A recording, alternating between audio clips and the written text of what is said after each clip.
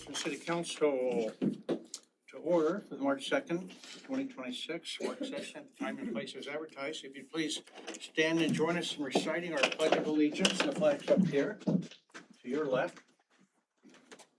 I pledge allegiance to the flag of the United States of America and to the republic for which it stands, one nation, under God, indivisible, with liberty and justice for all.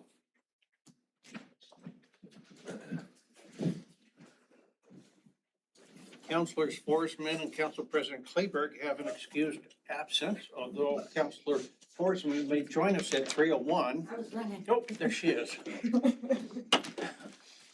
Council President Kleberg will join us here shortly.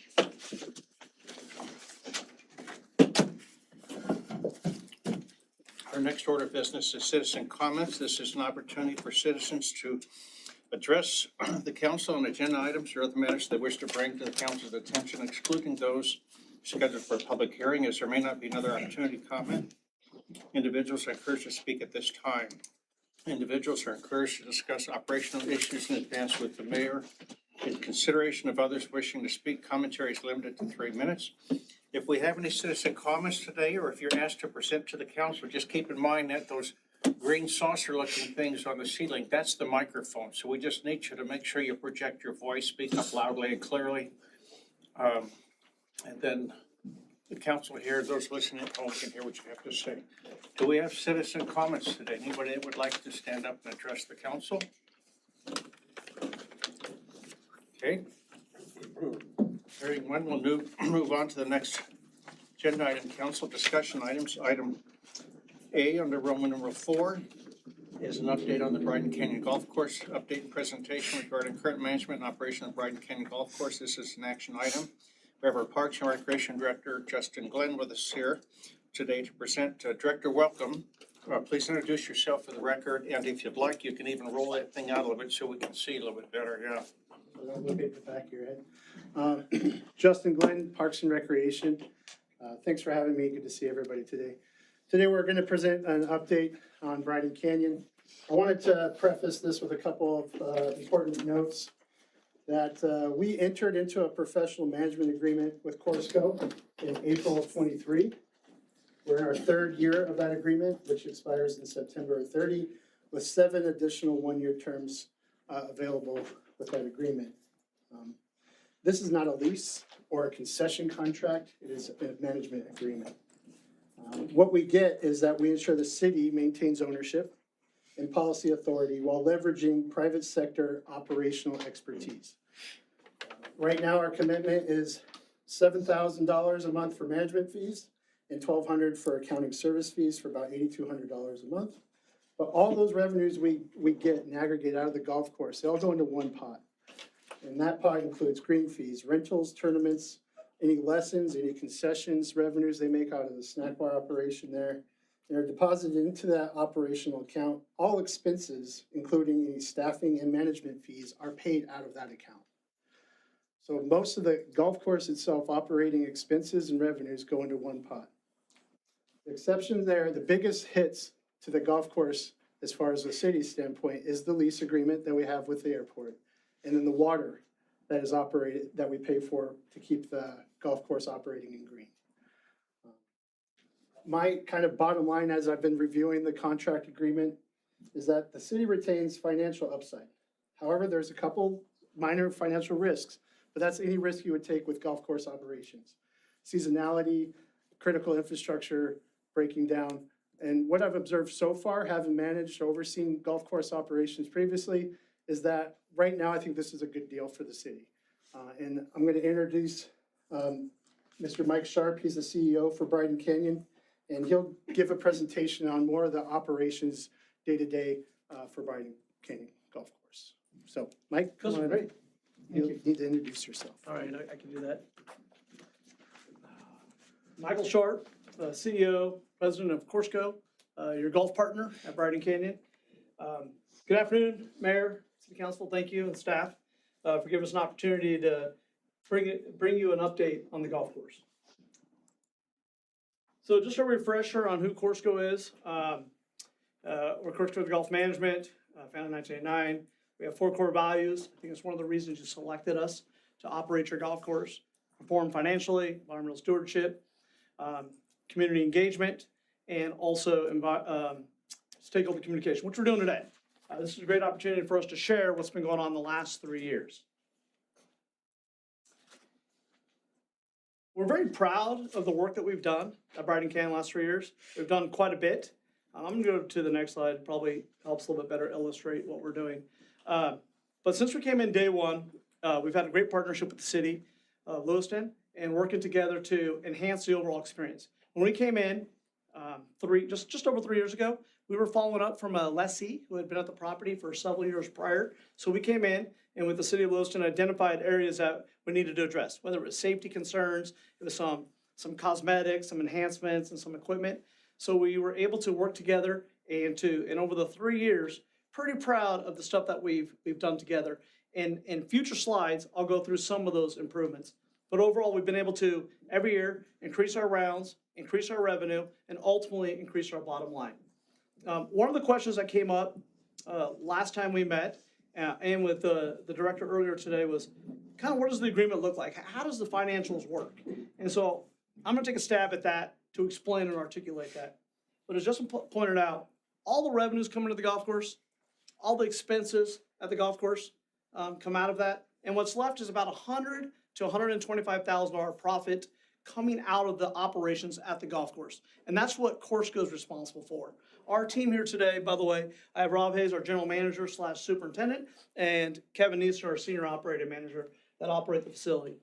But at the golf course level, what we're responsible for at Courseco in our contract is that bottom line from revenues minus expenses, including our fees in there, comes to about 125 net profit. From that goes to the city, and then the city, as Justin pointed out, pays the water bill and pays the rent to the airport, whatever that is. I think at one time it was 30. It might be up to 85,000 or something like that now.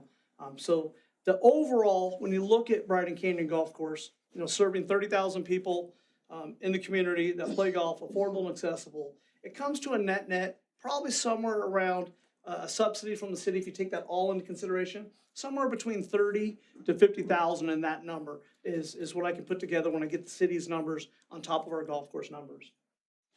Again, like I said, the last few years, we've seen continued course improvements. The turf conditions are getting better. The overall experience is getting better, and we can see that in the top line revenue. Net operating income continues to increase, so we're pretty proud of that. First quarter, just to show you how we're doing. We're slightly off the budget, but that's really just a timing issue on expenses. But we feel pretty confident, especially the weather of late, that we'll be able to continue to exceed our budget projections that we've put forth every year. One of the things that we are very proud of, and when you hired us, when we went through the RFP process, was just our commitment to the community. We know that only 10% of the population typically play golf at a public golf course. And so what do we do for the other 90%? So we have rich programming to address that. And in a moment, I'll show some more pictures of some of the things that we do for the non-golfers to get the community out there, whether that's birthday parties, we just recently had baby showers, and non-golf events. Very important to us to also drive youth golf. And so we do a lot of free junior golf clinics out there. In addition to, we're partners with the Youth on Course, which allows youth to play the golf course for just a few dollars. But these are just some of the pictures, some of the fun stuff that Rob and his team do up at the golf course there. These are just some of the flyers that we do, whether it's decorating cookies, it's breakfast with the Santa, and so forth, Easter egg hunt, some of the tournaments that we do up there, some of the events that we did around our 50th anniversary. This is some of the work that we've done together, some of the improvements made in the last 3.5 years.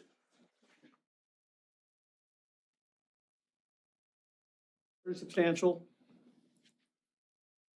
And one of the things that to help validate for us if we're doing a good job or not, besides the financials, is getting the guest feedback from our customers and what are they saying. And here are some of the survey scores right here. When we started at 3.74 and raising that, this is really a testament to Rob and his team, their hospitality and delivery of that at the course. And we also do secret shoppers out there where we have a third party come in and then they audit the facility. not from Corsco, not from the city, but a third party, and we're very proud of those scores. Again, we have like a core mission there to be affordable and accessible there, and make sure that we're serving the entire community. I think in closing, and I can answer some questions, and maybe Justin can help too, is that we're very proud of the work that we've done the last 3 years. What Rob and his team have been able to deliver.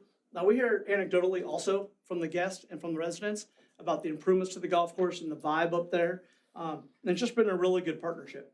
And with that, I'll open it up to questions, and thank you. Thank you, Mike. Council, questions? Councilor Speckelmeyer. I have a question for the director. Okay. Yes, sir. So I guess for me, what would make more sense is if we saw the costs. We had a whole list of capital improvements that were made to the golf course, which were all taxpayer dollars that paid for those improvements. I'd like to see how much the city, the taxpayers have invested in that golf course and what their return on it is. Okay. We're seeing the return on what Corsco sells their costs and their expenses, but it doesn't show the city's annual, that $50,000 increase in our lease, how much money we're putting into all those capital improvements. Okay, I can do that. Thank you. That's no problem. Any more questions? Thank you, Director. Council, other questions? Comments? No? Well, I'll tell you, Director and Mike Corsco and the entire crew out there, I do go out there once in a while to have a hamburger and just look around, and the food is very good. Nice portions and very friendly. So I've been impressed with the cleanliness and just the professionalism out there. So it's not a sales pitch for you. I go out there and I'm the secret shopper too, because I try to walk around and look. And I've just been very impressed the way that this property's been turned around and it's making money for us. And I think it's going to continue to grow. So I certainly have confidence in what the business model is and the folks that are running it. So thank you, Director. Thank you. Appreciate it. Thank you for the kind comments. Councilor Forsman has a question From Kevin, I believe. I have a question for you.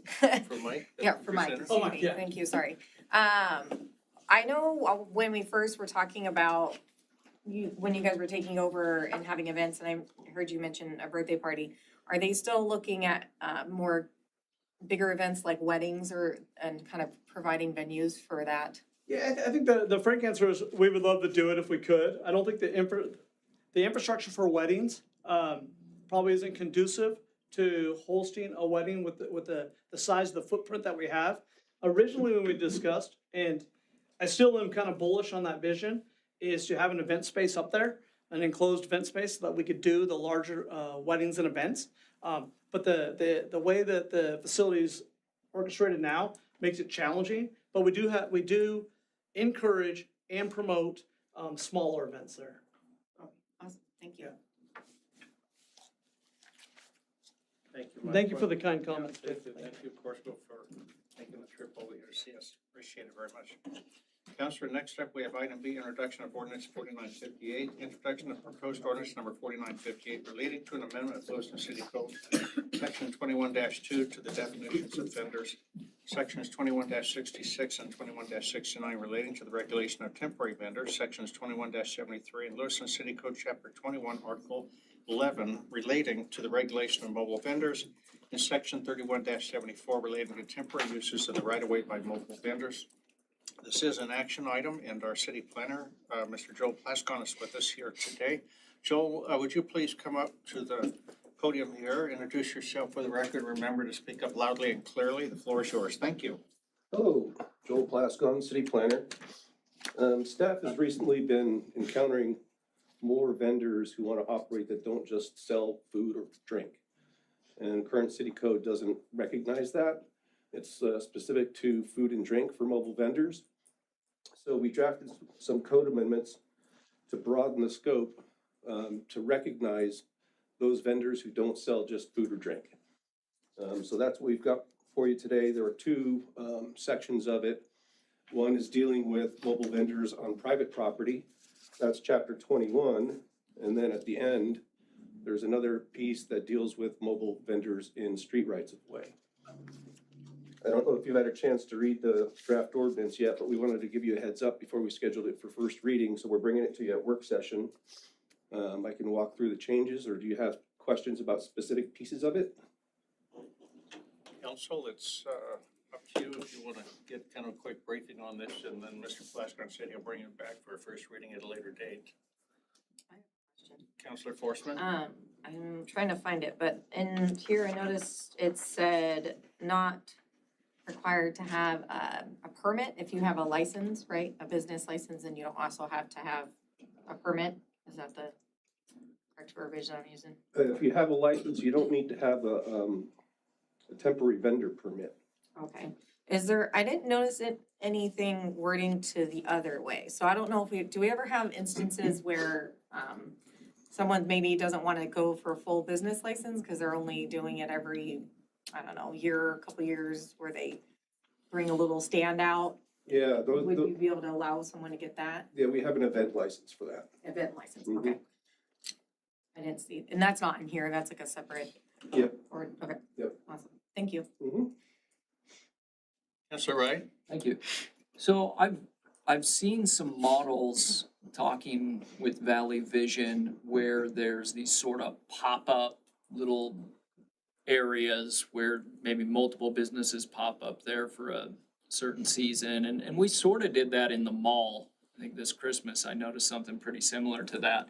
So is that to address scenarios like that?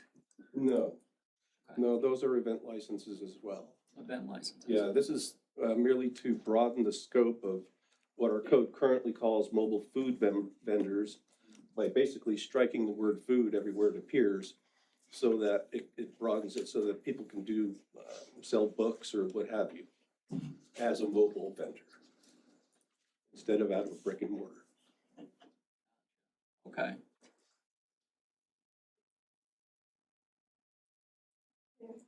Councilor Klein? I just have a comment. I think it's great that you guys are doing this and allowing more business in town and using the code and opening it up to more opportunities. Good, yeah, we try to be proactive and react to what the community is asking for.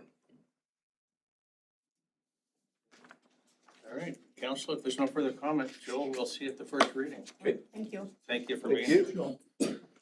Council, next up, we have item C, request for reconsideration of zoning code amendments.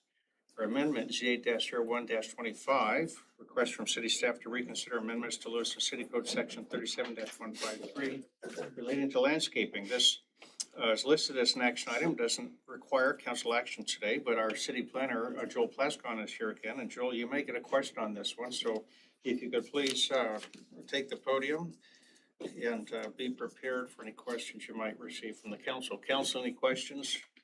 Councilor Speckmeyer? Thank you, Mayor. So Joel, I was just curious, it's been 7 months. I'm just curious what brought up the issue to reconsider this, it's been this long? Yeah, we've kind of been moving in this direction. A lot of the things that are in the failed ordinance 4942 have recently been adopted by the council.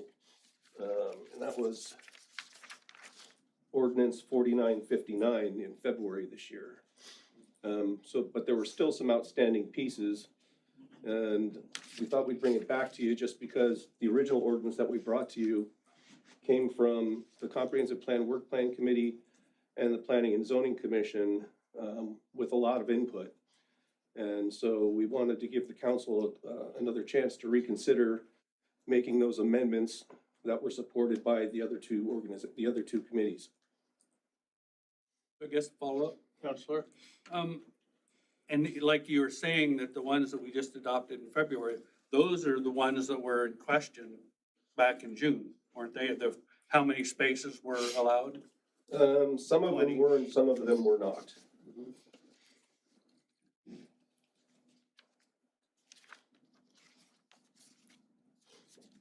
For example, in the failed ordinance 4942,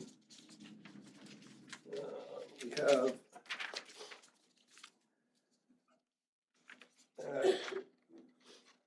on page 3, items E, F, and D1 were all adopted in February. And then on the last page, item I was also adopted, as well as item F3. But the rest of what's in there was not adopted. So I think the ones that the issue, I think it was Counselor Wright that had made an amendment to that. That was what was changed it. It didn't pop, is that right? One on? I don't recall. I know I had made an amendment, but I thought it didn't go through. Right. Yeah.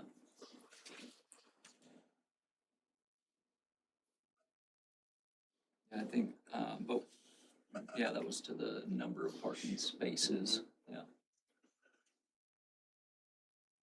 Joe, would you yield the floor to our Community Development Director, Shannon Grow, who doesn't know I'm gonna call on her? Sure. Shannon, Director Grow, would you be willing to come up, just for a minute? And maybe for my benefit especially, remind me why, this may be of benefit to all of us to take a second look at some of this and how we got here. Sure. So the original ordinance came to you and it was a kind of a result of the 1.5 year long effort for the comprehensive plan. And from that comprehensive plan, then the council created a subcommittee of folks to work on how do we implement that plan. And so this was one of those subjects, landscaping. And we had the subcommittee work on it, but we also invited landscapers and also people from our urban forestry committee to give input on what we would like to see with this code change. It went through planning and zoning, and then it came to council, and it kind of was one of those things, kind of like the parking lot where it didn't fail because you didn't want it, it failed because there was kind of an impasse. And so we just would like to continue this effort. You can make adjustments to it. We'd like to have some resolution to it. Councilor Forsman? If I remember this conversation correctly, I think the concern centered around businesses, right? Because how many they were required to put in, is this gonna cause a financial strain or make it difficult? And so I heard who we invited to those meetings, and we said landscapers and, can't remember what else you said. But I didn't hear any, like business owners, and I'd have been curious before we go and let this happen and go through with this, that I think that we should have had business owners involved to see if this is something that would cause, them to kind of step back and maybe not build, or if it's gonna cause any red tape, unnecessary red tape for them. That's what I would like to see if we were to go through this. So one of the things that Valley Vision asked us to do as a city, but mostly with planning and zoning type of code changes, is that we created the ability for folks to sign up to be notified of code changes coming up.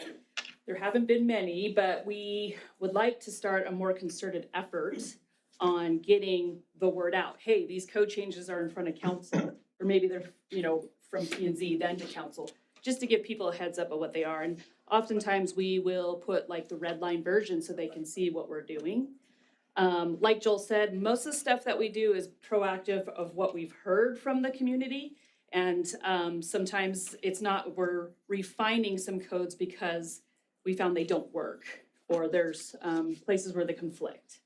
And so part of this process is going through public hearings, and that's probably what we would do with this one as well, if the council was okay with letting us retake up this effort. Certainly, if you have issues with some of it, please let us know and we will make amendments to it. Because of that parking code ordinance that just went through, we think we may need to just go back through P&Z again anyway, just to have kind of a fresh start with it. So it would go through 2 public hearings plus the 3 readings on council. Councilor Forsman? And I'm trying to remember, and understanding, looking through this, was it required of existing businesses, or I should say, people that are renting out or leasing their property to businesses, for them to put any kind of shrubbery or trees, whether that's be like a planter or anything, or is that not a thing? Typically what happens is somebody will ask for a building permit. They're doing either a complete rebuild of a parking lot. They're looking for a building permit to change of use on a property. So sometimes things trigger landscaping requirements. But no, we don't go out and say, here's the law now, you must do this. That's not how it goes. Okay, so when they're getting their business license, that would not No. tick that. It would be, I'm gonna do some kind of construction on the building. Yeah.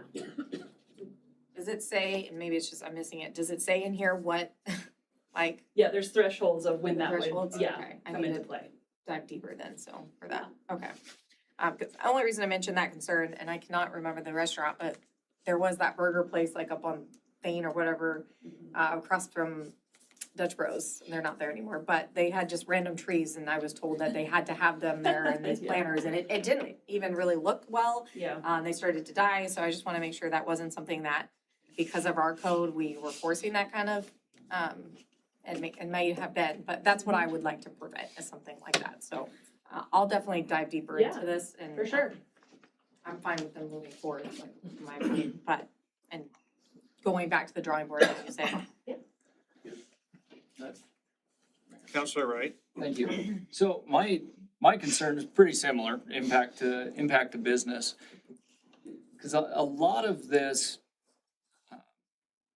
requirement on parking lots when it comes to landscaping, that it's expensive.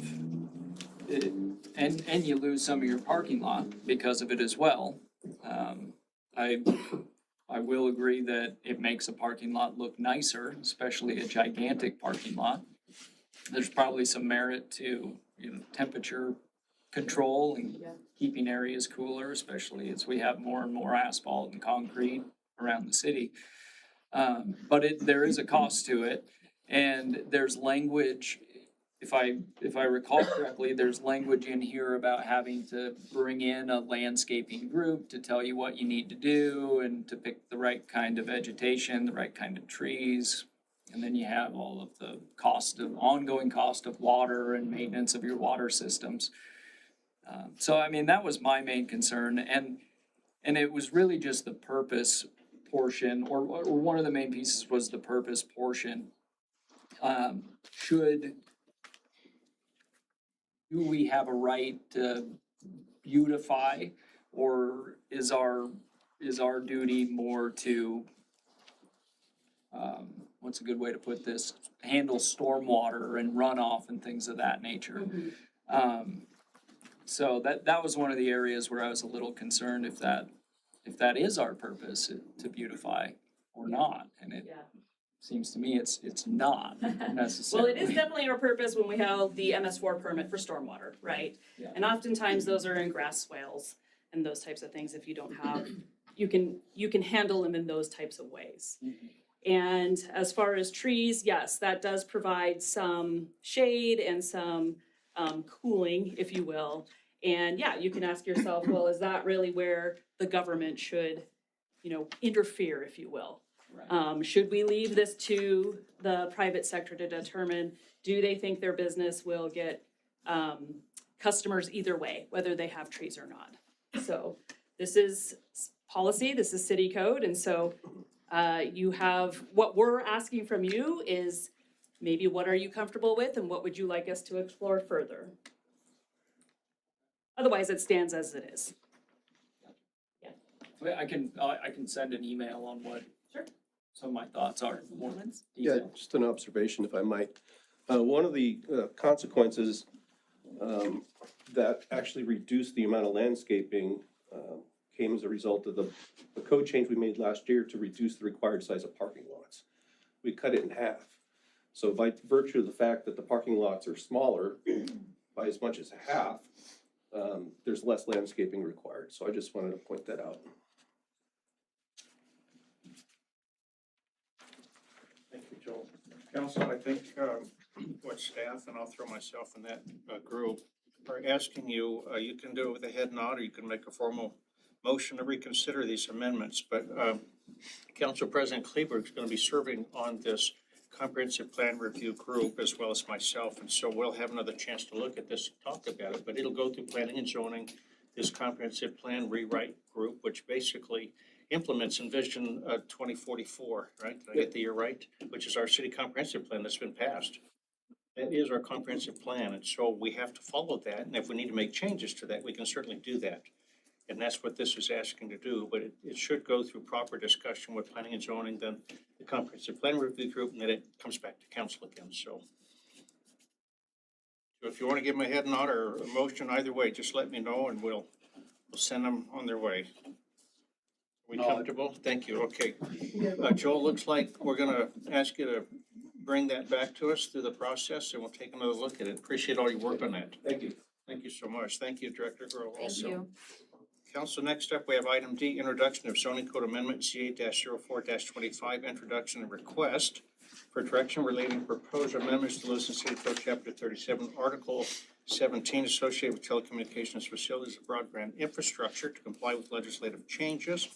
We have our Assistant City Planner with us, Ms. Katie Hollingshead. Katie, welcome. Please introduce yourself for the record. The floor is yours. Hello, Council, Katie Hollingshead, Assistant Planner. So much like Joel said, we're gonna start bringing these items to you for discussion prior to scheduling the public hearings in front of you. So this has already gone in front of our Planning and Zoning Commission. This amendment affects, chapter 37, section 215, which is currently called Wireless Communication Facilities Regulations.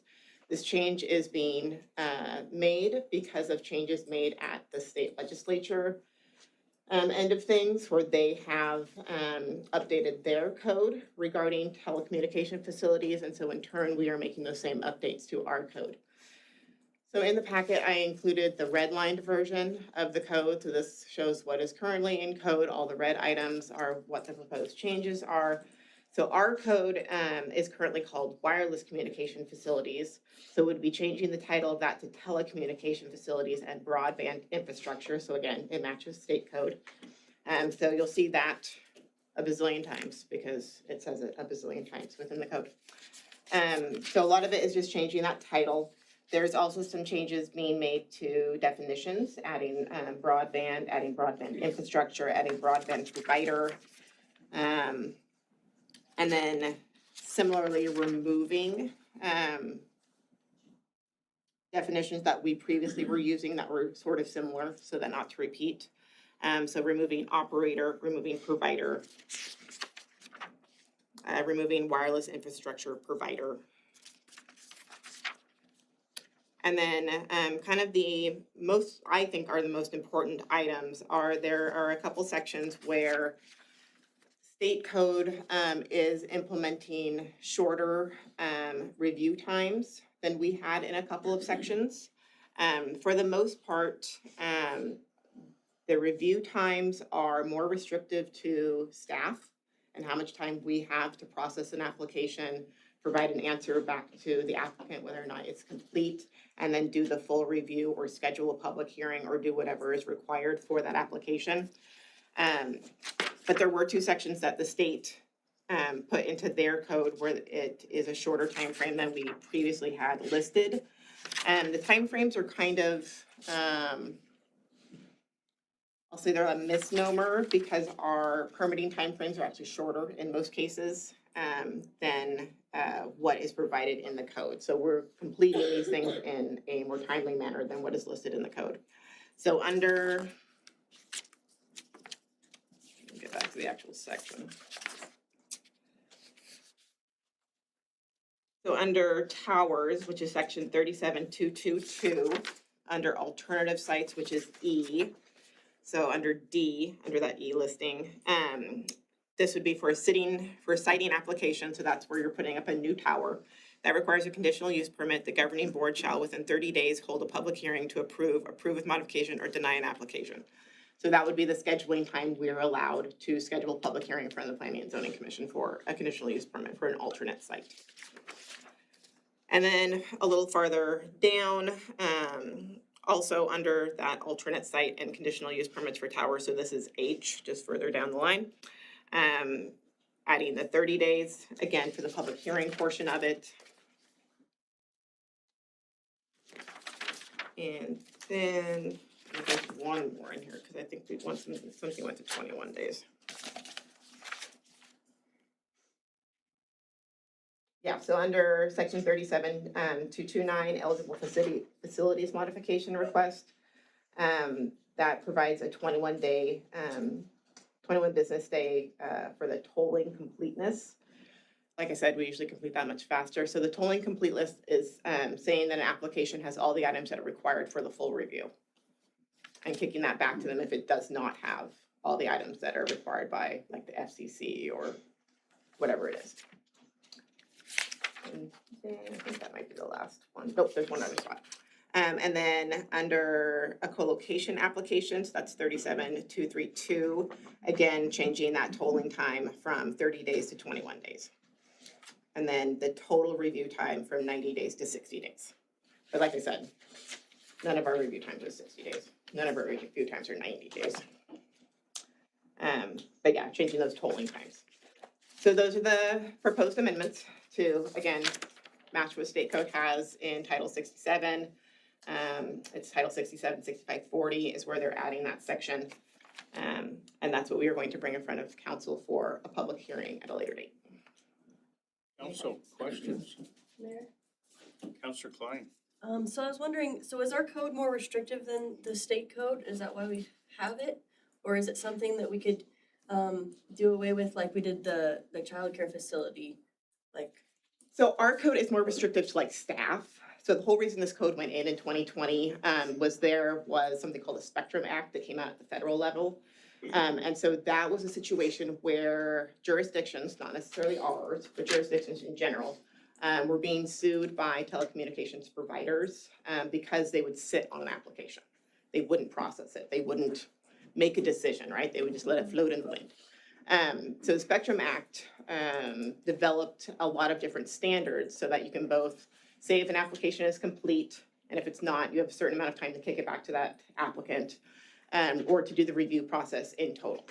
And so, like I said at the beginning, our code is more restrictive to us as staff to make sure that we are following those federal guidelines for getting applications processed quickly. Because a lot of times, so we haven't had a tower go in the 6 years we've had this code section, right? But if we were to have a tower, this provides us a very clear path on how we get that processed quickly so that an applicant can come in and figure out where they can put a tower, figure out all those regulatory steps to do a tower, and get that process moving in a timely fashion rather than us running around with our heads cut off and being like, well, where is it appropriate to have a tower? Well, who are we going to affect with this tower? You know, all those sorts of things. So this lines all of that kind of stuff out really well. And in all actuality, like, yes, could we make changes to it? Probably. Is that really staff's priority right now? No, we have a lot of other things going on. We also are aware that there is additional legislation kind of being talked about at the state level right now that could bring more changes that we'll have to address. So we wanted to make these immediate changes so that we match state code, because that's a requirement. And then we would probably revisit, depending on what happens during this session, to see what other changes they decide to make. I would say in general, most of the applications we get in this area for towers are either a co-location or what's called an eligible facilities request, where it's the same company just going in and replacing their equipment with newer equipment. But I think, Counselor, to answer your question, Ms. Hollings had said that our permit review times are shorter than the state's. So we are actually more generous that way, you know, where we put ourselves to a higher standard than what the state code is on that. Counselors, do you have any direction for Katie other than wish her well on this? She has a lot of work to do. Just had a question. Counselor? I was just curious in here, and I know the public, one of the questions, and I couldn't really hear what the mayor said, but one of the questions the public will be, with this signing of this bill, will that mean a push for more towers in Lewiston, or is that just correcting a lot of the, updating the actual issues that go around the towers, you know, and everything? I would say it's just matching state code. Like I said, we have not had a tower application in the 6 years we've had this code. So I don't foresee, like, I think it was a thing where everybody thought 5G was gonna come and it was gonna come quick and fast and a ton. That is not what has occurred in our particular jurisdiction, and I don't think that is what is going to occur in our particular jurisdiction. Counselor Wright? Thank you. Are there restrictions that we have for where a tower can be built? Yes. within so many feet of a school? Yes. Okay. Yeah, there's a couple, that's, so in that section, there's like the towers section. Yeah. There's different areas that are listed as the appropriate locations, and then there's that section that says alternative sites. And so for an alternative site, like, you have to go through some steps to show why you can't do it in something that's been deemed an appropriate location, like not next to a school or not in a residential area or whatever. And why whatever your alternative site is needed. So yeah, so we have both an outline for where a tower can go without any additional stuff. And then all the steps that are required if you don't want to put your tower where we said it's appropriate to go. Thank you. Counselor Forsman? Reading here, so if someone did come in and they're wanting to put a tower somewhere, they do go through the certificate of appropriateness path? Conditional use permit. They do get a conditional use permit, okay. Correct. So, I guess, cause that's, basically, those can be revoked, right? That's what conditional use permits, like if they're, I don't know, doing something that was not. They can be denied, yeah. What, they can't be taken away once they've gotten, So a conditional use permit, once it's approved, runs with the land, unless a condition is made that it's only good for like so many years, which is unusual. But normally a conditional use permit runs with the land, and so it'd be good for ever. perfect, I see that, thank you.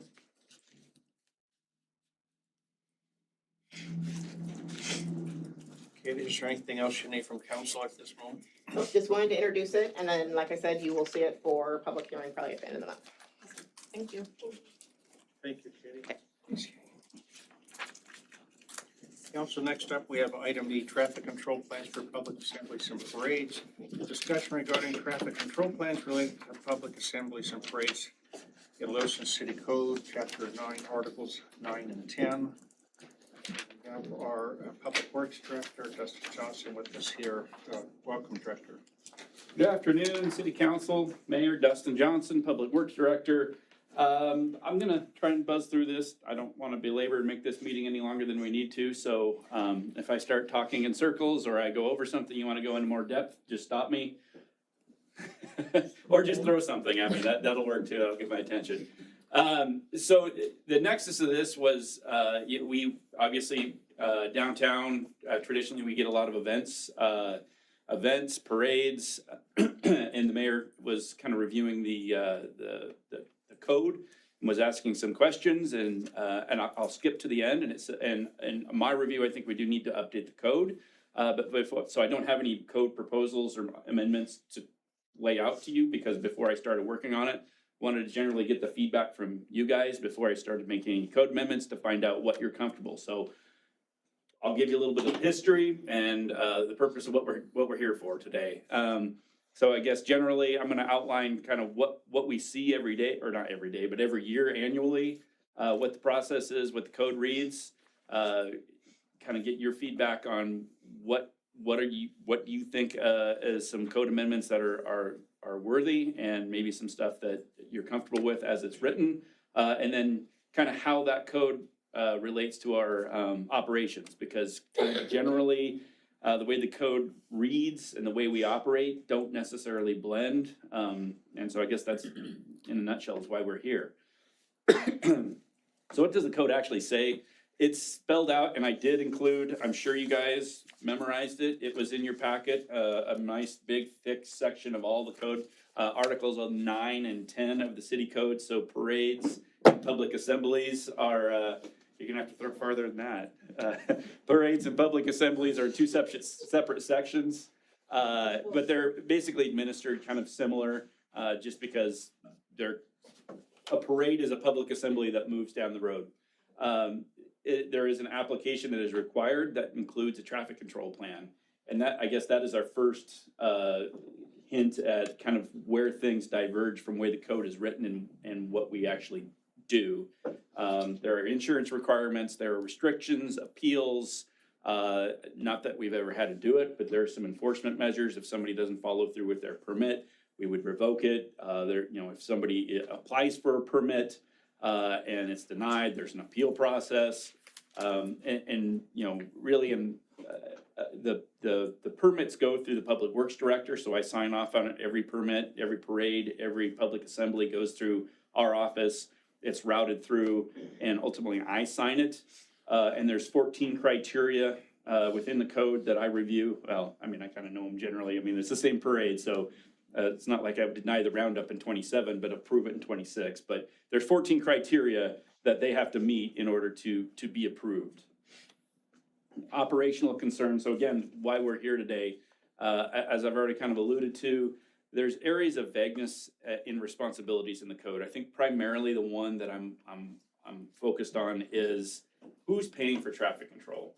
The way the code reads, and I've read it multiple times, it doesn't specifically say the applicant's required, but in the language, it infers that the applicant pay for traffic control or is responsible for traffic control.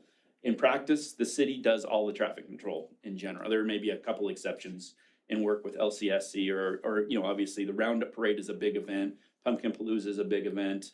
We obviously coordinate with any of these event planners, but ultimately the city takes the responsibility to set up the barricades, shut down the street, detour traffic. That's how it's operated since I've been here. And so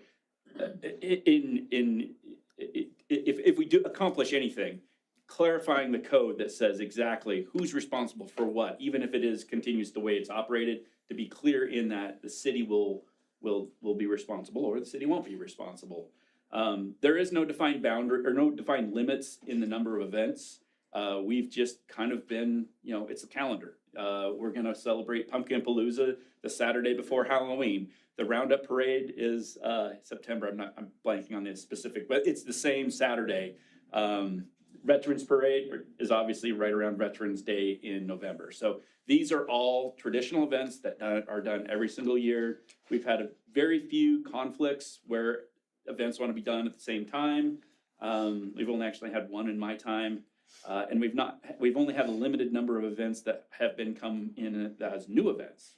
And so that opens it up. So if we're going to sponsor and facilitate the Roundup Parade but we're not matching the code, what would prevent somebody to come in and say, I want a parade that meets the 14 criteria, and then we would permit it. And maybe it's not a parade that, Lewiston wants to be attributed to, or it is. It sets ourselves up for a little bit of a gray area where the citizens may not support this particular parade for my grandpa's parade. We're going to celebrate, we're going to close down Main Street.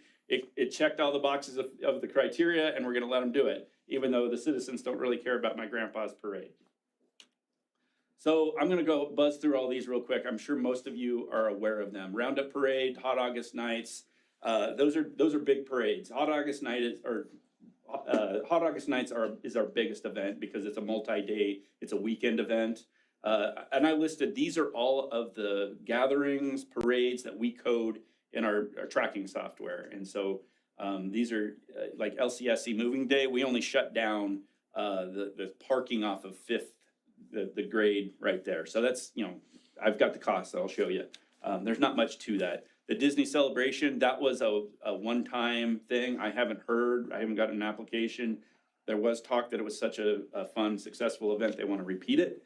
I haven't seen it, so that may just be a one and done and it goes away. Crazy Days, in the last couple of years, they were doing a concert on F and New 6th back there, and so there was some street closures on that. The Crazy Days typically don't have a street closure. NAIA World Series, most of that, I think we've had a parade or something downtown or a street closure, a pep rally in the past, but most of that street closure is all up there, obviously by Harris Field, where the LCSC is managing that event. Seaport River Run, that's the bridge, run across the bridge, so we facilitate traffic control on that. Art on the Elms, that's just parking that we traditionally close, working with LCSC on that. Winter Spirit, that's an event, down here, Locomotive Park. We don't really get involved with that, but there was a fatality, I think, in 23 or 24, and so we've worked with the Winter Spirit folks, ITD, that is ITD right away. Idaho Department of Transportation, Highway Patrol, and then we had some PD presence on that. And so you'll see, we do a little bit. We've put out our reader board signs to warn people of pedestrians, and that's only for opening night. That's not the entire Winter Spirit event. Veterans Day Parade, that's another street closure. That one is probably our third biggest event. Pumpkin Palooza has really ramped up in popularity. That's not a parade, but event downtown where we do close Main and we don't close D. That's just Main on that one. And then Art Walk, we've had some parking closures, some detours, but no actual street closure. So in your packet, there was included the breakdown of all the costs. So you can see 24, 25. So we're not, I mean, in the big picture of transportation, this is just absorbed in transportation's budget. There is no specific line item called for special events. It's just, that's what we spend on an annual basis. So you spread that across, that's not a huge hit to our transportation budget, but you know, it is just absorbed. And that is absorbed just like if, you know, the windstorm a couple months ago, snow, you know, we saved a lot of money on snow this year. So maybe we come out ahead this year, but there's a lot of unknown events that transportation and streets respond to that's just absorbed in our budget. So we don't have particular line items to everything, and we don't have line items on this one. So you can see costs go up every year, just depending on the number of events and the hours that it's required to do that. So there you go. We can go back to this slide, but this kind of shows you generally, one, we're kind of early in the fiscal year as far as parades go. So I don't have the, you know, Roundup Parade goes right at the end of our fiscal year. But you don't see a lot of, obviously, all these things haven't happened yet, but you can kind of compare where we have been over the time. It's somewhat consistent. There is one exception. You'll notice the Veterans Day Parade.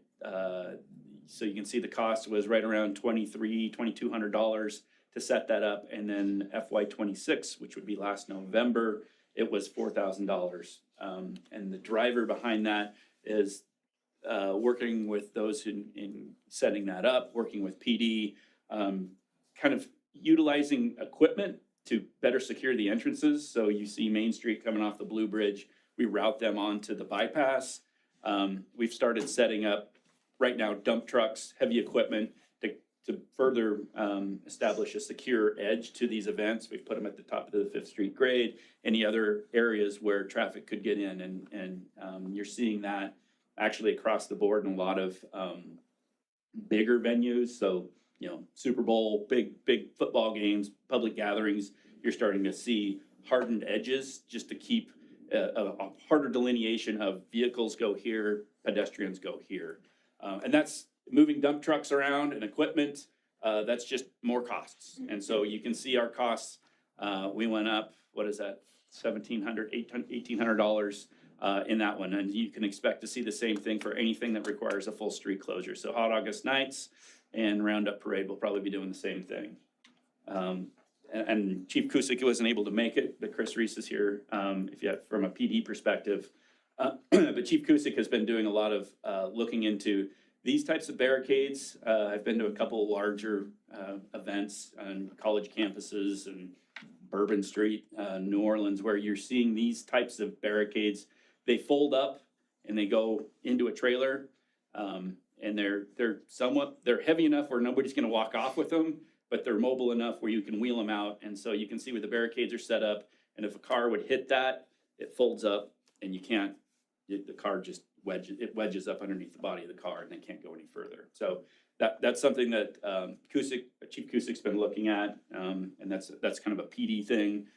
But you know, we haven't even figured out who would set those up or how those would be managed. So.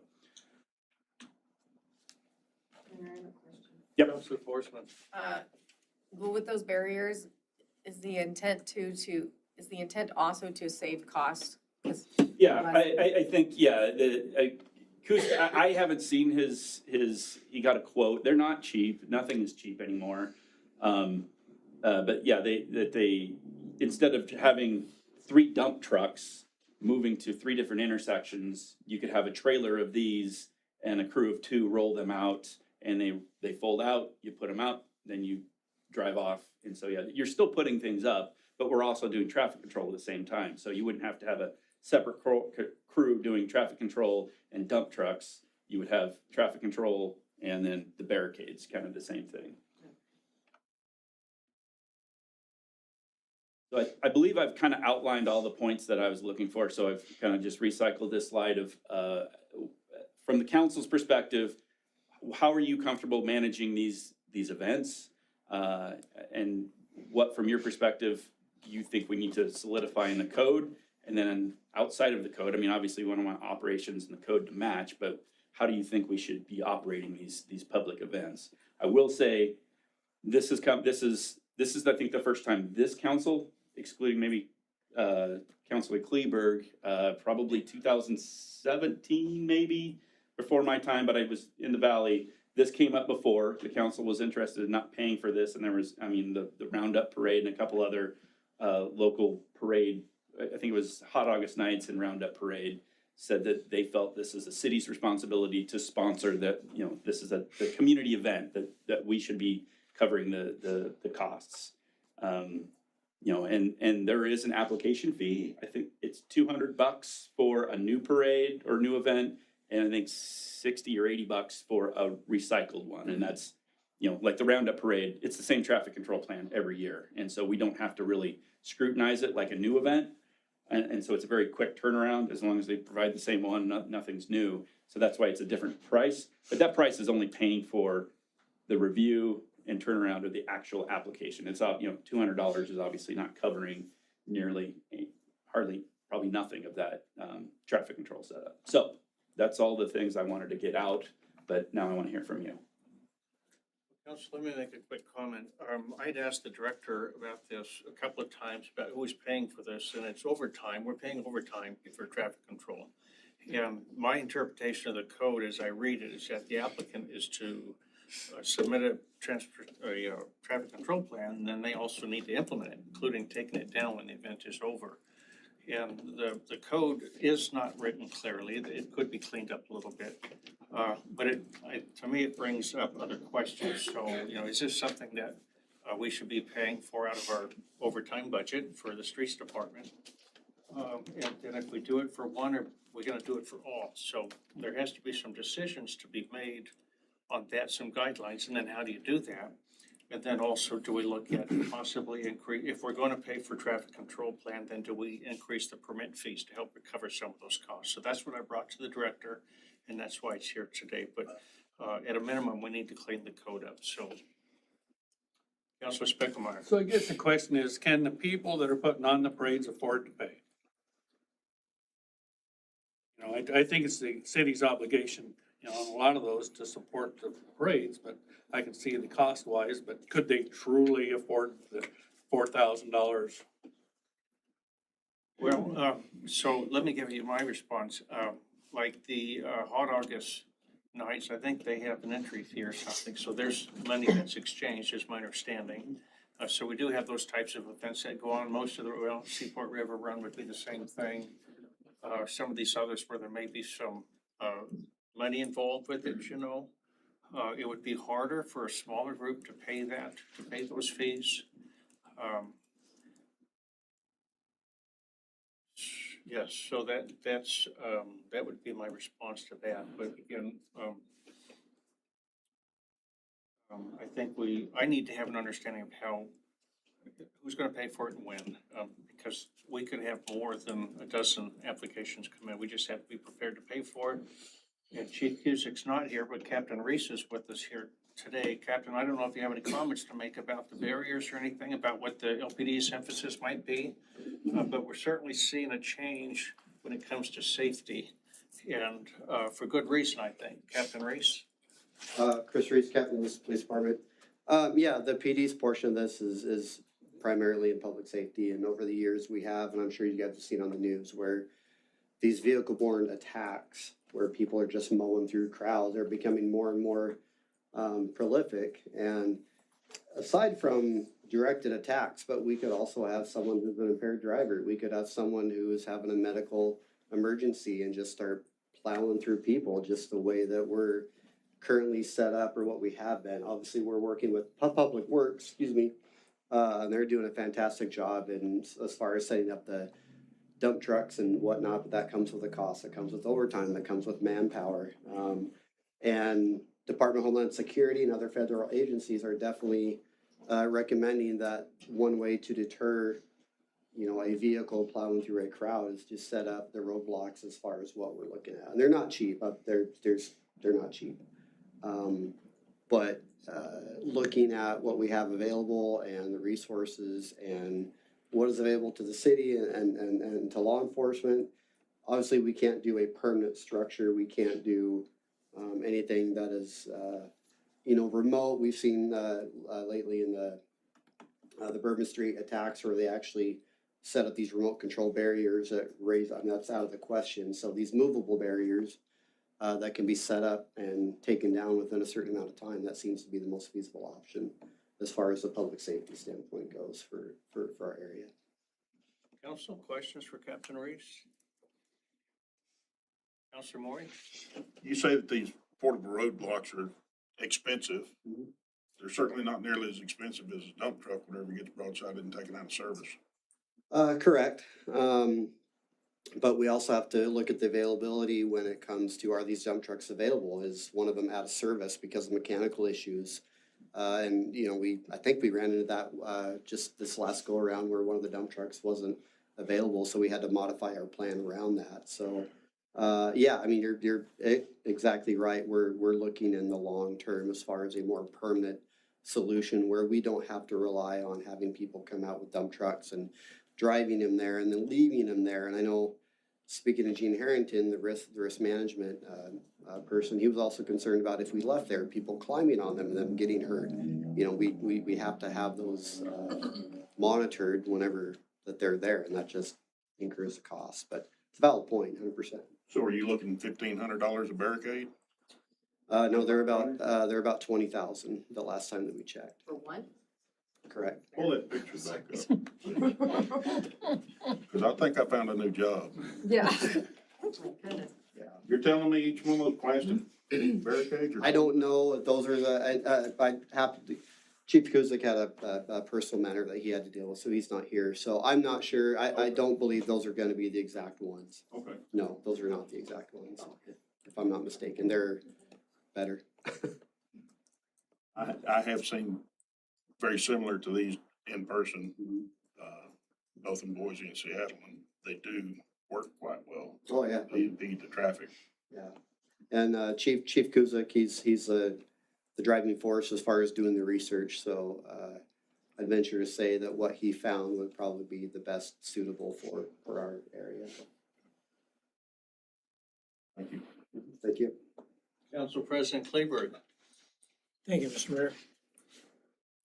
As far as who needs to pay for it, I can say that those of you who've been around long enough, Elaine probably, when I had my bicycle shop and we had an active bicycle club here in town, we hosted a bicycle race every Memorial Day where we would close down Main Street, which required a pretty extensive traffic control plan, but our group paid for it because we took it out of the entry fees from the cyclists that came in to do it. On the other hand, what we did was we brought in a triple axle trailer loaded with hay bales, and we put hay bales around every light pole, anything that a cyclist could crash into and smack themselves. So, and we cleaned it all up. You know, at the end of the day, we had all the signs out of the street, and the city came down at their leisure to pick up the signs. So, you know, looking at it, that wasn't really a for-profit event. It did generate, I think it generated a pretty good economic impact for the community. But as you look down this list, I mean, Roundup Parade, Hot August Nights, I mean, there's several events on here that are definitely for-profit. And I would think that they could certainly find that in their budget to cover the cost of road closures.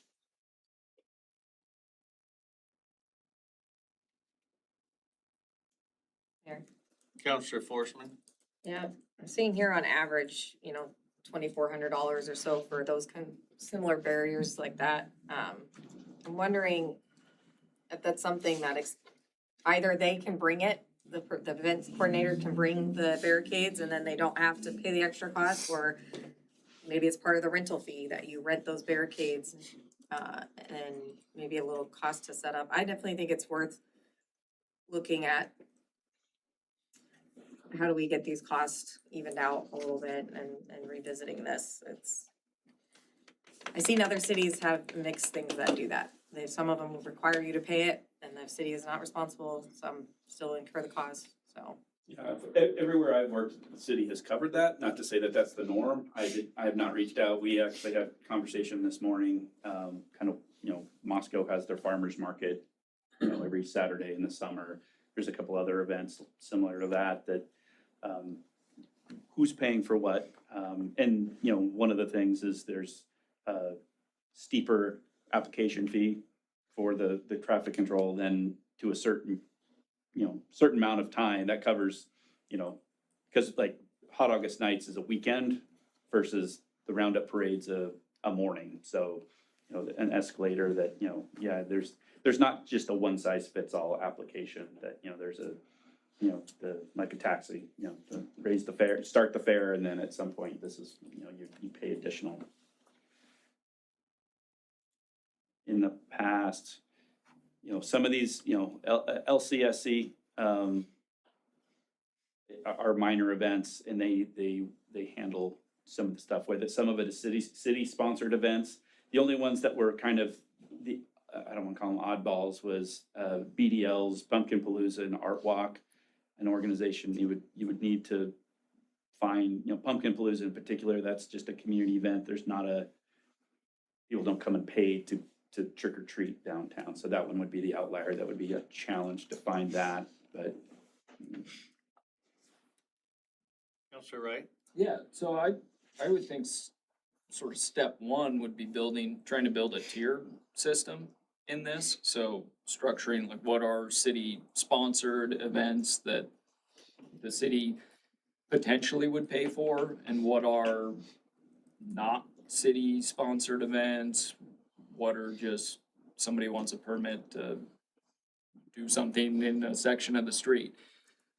So I think that would be the first step, and maybe that's already the case, but I would think from a legal standpoint, maybe that would be the first step, so that we're not, getting a whole bunch of applications and like, well, we don't want that to occur here, we don't wanna pay for it. And it becomes sort of a problem, because Yeah, and clear language. It's funny how in public works you can pretty much get into First Amendment pretty quick, which you wouldn't think, but, you can't exclude anything that, you want, but you're also trying to mind the budget and not pay for things that are frivolous. So, I obviously would be spending some substantial time with legal to trying to discern what is in the benefit of the taxpayers versus the community as far as expressing, community events kind of thing. Right, and it kind of leads into my second part of where the money's coming from. Is this something where we need a specific spot in the budget that this is what we allocate for parades and city-sponsored events, so that it's not just coming out of certain groups' budgets?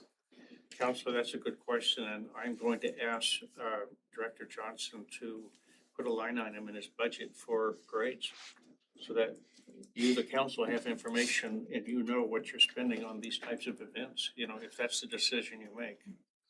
Right. Yeah, that makes sense, yeah. Otherwise, you might say, well, why is overtime so high? Which say, guys are busy. Yeah. No, what are they doing? It makes sense. So. Yeah. Counselor Forsman? I would just echo Counselor Wright as far as the tiered system, just looking into the avenues of how do we determine that this is truly a public event, and then maybe that be that they don't have to pay for it, and it's really community engaged. So maybe that means you don't pay a certain fee. Things like Hot August Nights, they do, like the mayor says, make some profits from that. I don't know if they make profits per se, but there is like sign up entry fees and stuff, and so kind of trying to figure out what that would look like legally, I think would be a good avenue to start. That's probably a good idea. I obviously want to work with, as I said, legal on that, kind of find some benchmarks. I may need to come back once I've kind of done my homework and found out where these things fall. You know, the attorney's usually pretty good about telling what I can and can't do, so that's a starting point, and then come back. I think I will start working on the code amendments. If it comes out cleaner than I think it's gonna be, I'll probably just take it to you at a regular session. But more than likely, I'll probably run into a few things where I need some feedback, and maybe I'll just have a very concise, these are the 3 questions I need to work through before we completely refine it. But like community development, bringing these code amendments to you early probably helps us get these across the finish line in a cleaner fashion, so. Director Wright, or Counselor Wright, you can be the public works director.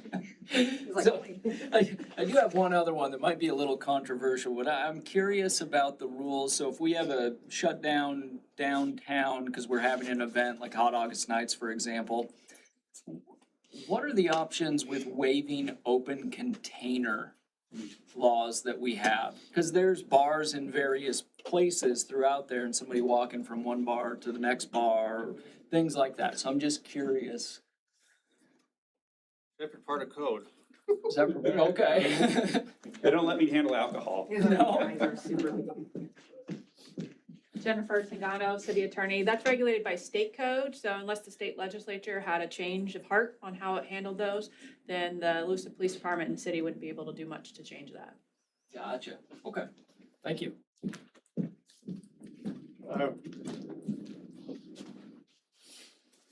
you feel like you have firm direction, not clear, but firm direction from the council? I think I have enough direction that I have a starting point. I need to look, I need to work with Jennifer to find how we can set bookends on what we can and can't restrict and how we would want to restrict that. And then I can take it back to the council to see how restrictive we want to be. What do you mean to be, I need to know too, what do you mean by restrictive? Can we exclude future events? Can we specifically say we're gonna have 4 Main Street closures a year, or, you know, and we're gonna charge public entities a reduced rate? Can we do that versus a private? Because I think Hot August Nights is not a nonprofit. Some of these are nonprofits, some of them are us. So can we charge people different rates? She's probably over there she's answering her questions right now, but I need to talk with her. I mean, those are the types of things that I think we probably need to work through of what are the boundaries that we can have. Because I'm afraid if we start picking through who pays and who doesn't pay, or who pays a reduced rate, I don't know that we are gonna be setting ourselves up for success. But I think there's a way that we could probably be clear enough in the code amendments that we can probably get something that would be more functional. Counselor Klein? I think what we really want to avoid is sponsoring, like, doing the barricades and stuff for controversial, like, parades and issues, like, if, you know, the Hells Angels wanted to have a parade down here or hate groups. You know? Yeah, and that's where one thing that I was leaning on, and I can't find it on the spot, but the 14 criteria, one is the concern for public violence or something to that, you know, that if you wrote Hell's Angels and we just want to have a street fight, that would give me a clear reason to deny that application. So some of the language is clear on that. I can't, parade would unreasonably impact private businesses. Parade presents an unreasonable risk to public safety. Parade would cause damage to public property. So a lot of those things, you know, but if you wanted to advocate hate speech, that's harder for as a public works director to say what defines hate speech. That's not what I went to school for. So that would be a gray area. Counselor Wright? Thank you. So one thing as we get into the discussion, well, as you start going down the path of do we pay for or not pay for or expect reimbursement for the traffic control, it seems that kind of the likely next step to me, if I was the person putting on this parade, I'd be asking myself, well, if the city's gonna charge me $3,000, I could hire this group over here, they'll only charge me $500. So how do we want to address that piece? Is it a restriction of saying, no, if traffic control is needed, that's the city's job? Will, you know, if we charge them, like, oh, we're gonna charge you, you can't have someone else do this, or do we allow contractors to do that? So that's something to think about. That is something, well. and traditionally, you know, the city prefers, because we have a whole department, that's what they do is, you know, set up detours, and they're licensed and they understand, that's what they do every single day. And yes, there's traffic control, a couple of them out there that do traffic control, as a private industry or private company. And so relying on them, that would be fine. It's just who's now watching, you know, to make sure as a city, who signed off on the permit to close Main Street. It's ultimately our street and our responsibility to make sure that everything has been followed. And so there's a certain thing of, I think definitely it's reasonable to expect if a third party or a event coordinator said, yeah, I'd like to bring in my own, I think we'd probably be okay if they wanted to pay for their own private company. But then when they were like, how much are you gonna charge? I think I can do that cheaper. I think me and my uncle, we have a truck and some folding chairs, and I got a can of orange spray paint, and you know, there's specific standards that you need, you know, reflectivity and MUTCD, which is Uniform Traffic Code, that you wanna make sure that you check that box, because if there is an accident, somebody's gonna be coming and looking for, you know, did you follow all the rules for a street closure? Yeah, so I'd make sure we address that Yep, too, in yep. case somebody wants to hire someone. Yeah, I think that should always be an option. You know, the issue is, these rates are public rates, there's no markup on any of this, and so it'd be hard for me to say Roundup Parade could probably do it cheaper, because there's no markup, we do it, it's all kind of canned, that we've done it so many times. But if they wanted to do that, I think we could probably be amenable to especially somebody like the Roundup. Counselor Clyde? So I wouldn't wanna raise prices to make it so that these events don't happen, because they're great community events and it brings a lot of revenue into our town, so it makes sense for us to, I think it makes sense that 16,000 or whatever it added up to is a small price to pay for all the business it brings into this town. I just would hate to make the cost so high that, like, the Veterans Day Parade doesn't happen now because they have to pay a fee. Yeah, and That's I maybe could the way to probably, get it. I mean, it would be in my best interest before I come back and we start putting anything really firm down, is to reach out to some of these, you know, because again, they're the same people. The Veterans Day Parade would be one entity that probably, you know, they're not taking application fees like a car show or something. So I don't want to chase anybody out, especially a traditional community event that draws people here. Counselor Forsman? I definitely think it's smart though that we're looking through this, because if you do have someone that comes in and maybe they're riding that line of kind of a protesting their beliefs or whatever, and then now we have no way to say we can't pay that because of this, and it kind of puts us in hot water, especially for the taxpayer, because they may be like, I don't want to fund this thing like you were saying, and so I think it is important that we find a way that we can control that and have a little bit of. Yep, so I think that label was good. exactly where this started. It actually was the Disney celebration that, you know, that we just do it. Well, what if the anti-Disney came in and it was, you know, something that we didn't want? Right. So, you know, trying to forecast out, you know, what are we willing to pay for, or shouldn't say what are we willing to pay for, what do we, as a community, and then that's why we're here, you know, the public and the council, to say this is what we envision for a community event, and this is how we're, you know, shepherding the tax dollars and being responsible with them. So, Director, can I ask you to have that ready for the April work session then? I won't be there. You won't be there. I'll be on the April 20th special work session. Council, when would you like to bring it back so we can get this resolved? April 20th sounds good, right? April 20th, I think is fine. That's when he's gonna be able to present. Is that It's a special meeting. Sure. no, we're not gonna do it on a special meeting. Oh, okay. It's a special work session that we have. For budget though, right? No, that's, what did we put on there? Eltna and then Bryden. Okay, April 20th? All right, It's the Public Works work section.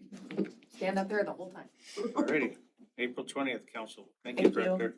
Yep. Council, next up, item F, unused city properties. Discussion of unused city properties requested by Councilor Spickelmeyer at the January 26, 2026 City Council meeting. Thank you, Captain Reese, for being Thank here you. today. Councilor Spickelmeyer. Yeah, Mayor, I guess my reasoning for putting this on the agenda is we do have some unused properties, but I'm not really looking to just sell property to sell property. I think if we could take maybe one or two unused properties and the money we gain from it, apply that to like the cemetery fund to help reduce their impact on our tax dollars, property tax dollars in the future. Every year, I think it's about $100,000 a year that our property taxes go for the cemetery fund support. So instead of the sale just going into the general fund, maybe an impact from the sale to help that. Other council comments? Surplusing properties, we have a number in town we've looked at before. I think Councilor Klein brought this up previously, and we have a short list of properties that might be good candidates today, you know, put them back on the tax rolls and use those dollars elsewhere. So I guess what we would need, the council would need is they probably need a specific property so that they could take action on those, you know, and we have some. Councilor Wright? Yeah, so I would, along those exact same lines, it's just how to bucket this stuff. So maybe going through a process of, step one, does the city have a current or future use for this property? If the answer is no, then there's a potential where we can look at, okay, do we want to retain this property or not? But kind of getting that baseline first of, do we have a current or future use planned for it? Mayor. Councilor Forsman? I'm kind of wondering too, if like, for instance, we sold, that Brighton plot. Could we use, I don't know if we could use those funds specifically for the cemetery or not. It'd be interesting to know what rules and guidelines we have. Like if it has to be on the cemetery and we sold that, can that then be used, or is there certain, criteria there? So I think it'd be interesting to know how we can allocate those dollars and whether we can set them to certain things. So who could answer that? Counselor, I'm not sure that we can do that, but our finance director, Amy Gordon, is here. She was jumping up and down earlier, and we'll see if she can come up to help us. Director, please introduce yourself. Welcome. Amy Gordon, Finance Director. What I can tell you is when the property at Fifth and Brighton was purchased, it was purchased out of the general fund. It seems like the funds should go back in there. I can't answer today if it has to go back in there, but one way to work that is if you were to sell the property and say it sold for $500,000, and so that is now money in the general fund, you could do a one-time, every year you get to decide how you allocate your property taxes. So maybe in that subsequent year, you allocate an additional $500,000 to cemetery and reduce the general fund by $500,000. So you can do it in how you allocate out property taxes.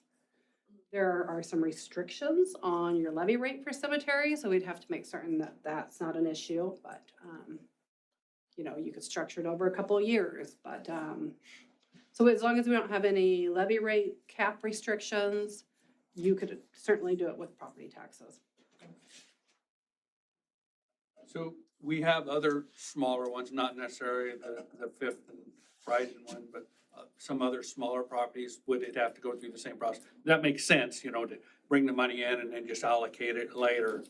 Is it kind of the same? And like I said, I don't know for certain if there's obviously if you've used property taxes to buy the property that's potentially going to be surplus, it should go back into that property tax supported fund. If it has to go back into the same one, I can't answer that today. We'd have to do some research.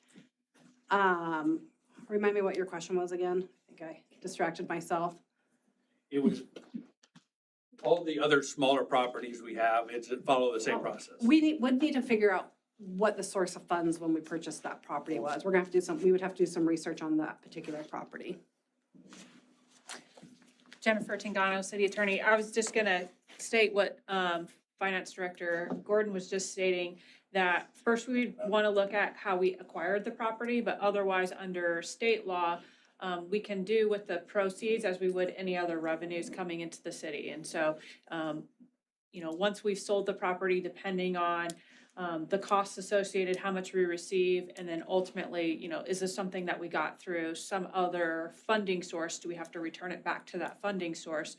If there's no restrictions on that, then it would go into our general revenue and we could use it as we saw fit.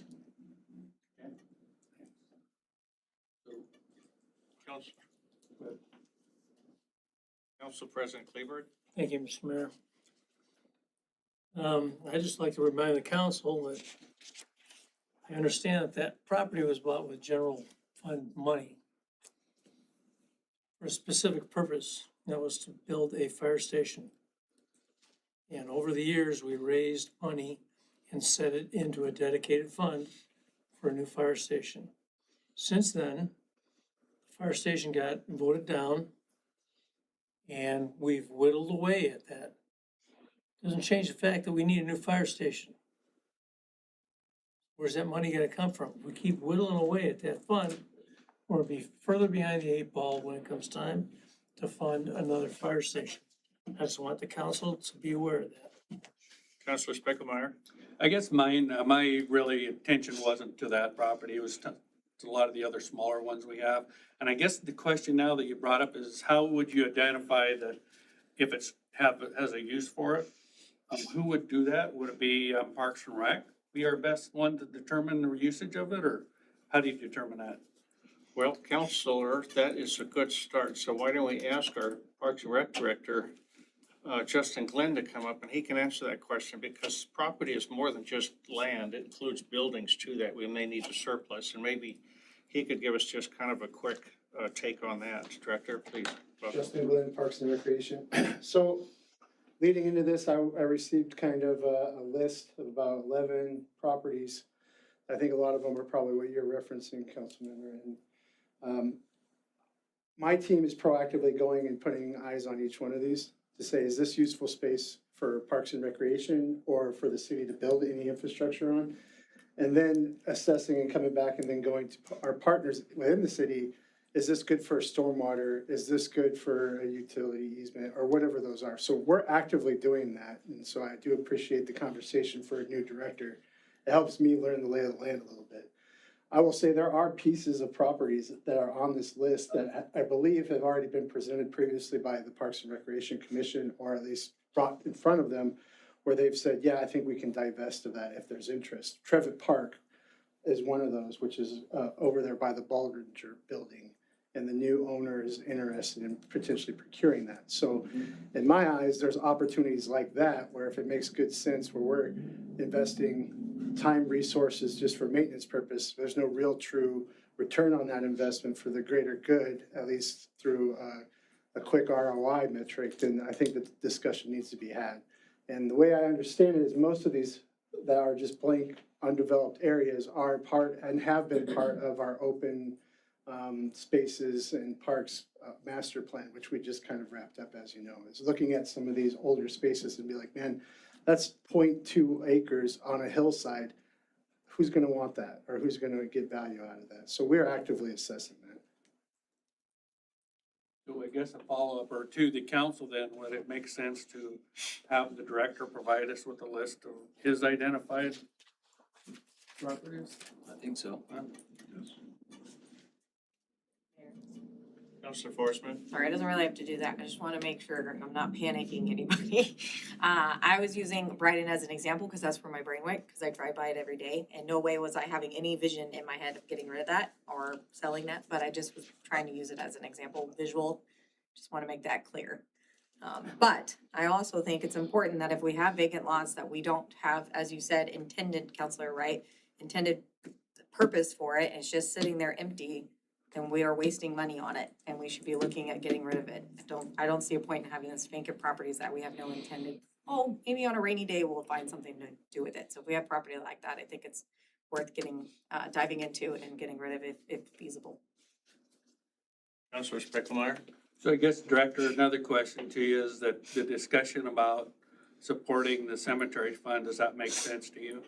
It does make sense. I think the goal, the goal, I believe, for any of the inventory of properties or programs that fall within parks, recreation, and facilities is where can we gain the most efficiency, and where can we recognize recapitalization opportunities? And the cemetery is one of those opportunities, as you well know. So if there is a chance where we can benefit and move some taxpayer dollars somewhere else because we can be more self-sufficient in that regard, I would support that. Council President Kleberg? So I guess something for people to remember also is the city does own land. And there's one thing the good Lord isn't making any more of, is land. Before we go into selling off a bunch of property, people need to think long and hard about what it could be used for and what are we ultimately getting by disposing of the property. If it's just money for the cemetery, I think probably pass a cemetery district and that would take care of that. Every town around here's got one, so. Yeah, that's all I got. Councilor Wright? Yeah, so along those same lines, I mean, if we identify what are these properties, what's the current use or the future use of the property? If it's a way out future use, we could look into, I guess it would be a legal question to an extent, but leasing out that property instead of selling the property. And then we would make some revenue on that property, while we might have a use 20 or 30 years from now. Mayor, Councilor Forsman? I don't know if this applies, but I know when we did a conditional use permit with the lease, we were not allowed to make revenue. I'm not sure if that applies to every scenario or if that was maybe just that scenario, but I do know we ran into that with that. So Jennifer Tincano, City Attorney, the considerations that Councilor Wright is discussing is typical of the process of, do we sell land or do we lease it? When we sell land, we have to make a determination that it's excess and it's not needed anymore for the city. And then same thing when we lease land, we need to make an evaluation of whether or not it's not currently needed for city uses, but there's not necessarily a restriction on the revenue side of it. We could lease it at a value, we wanna look at what fair market value would be for that property.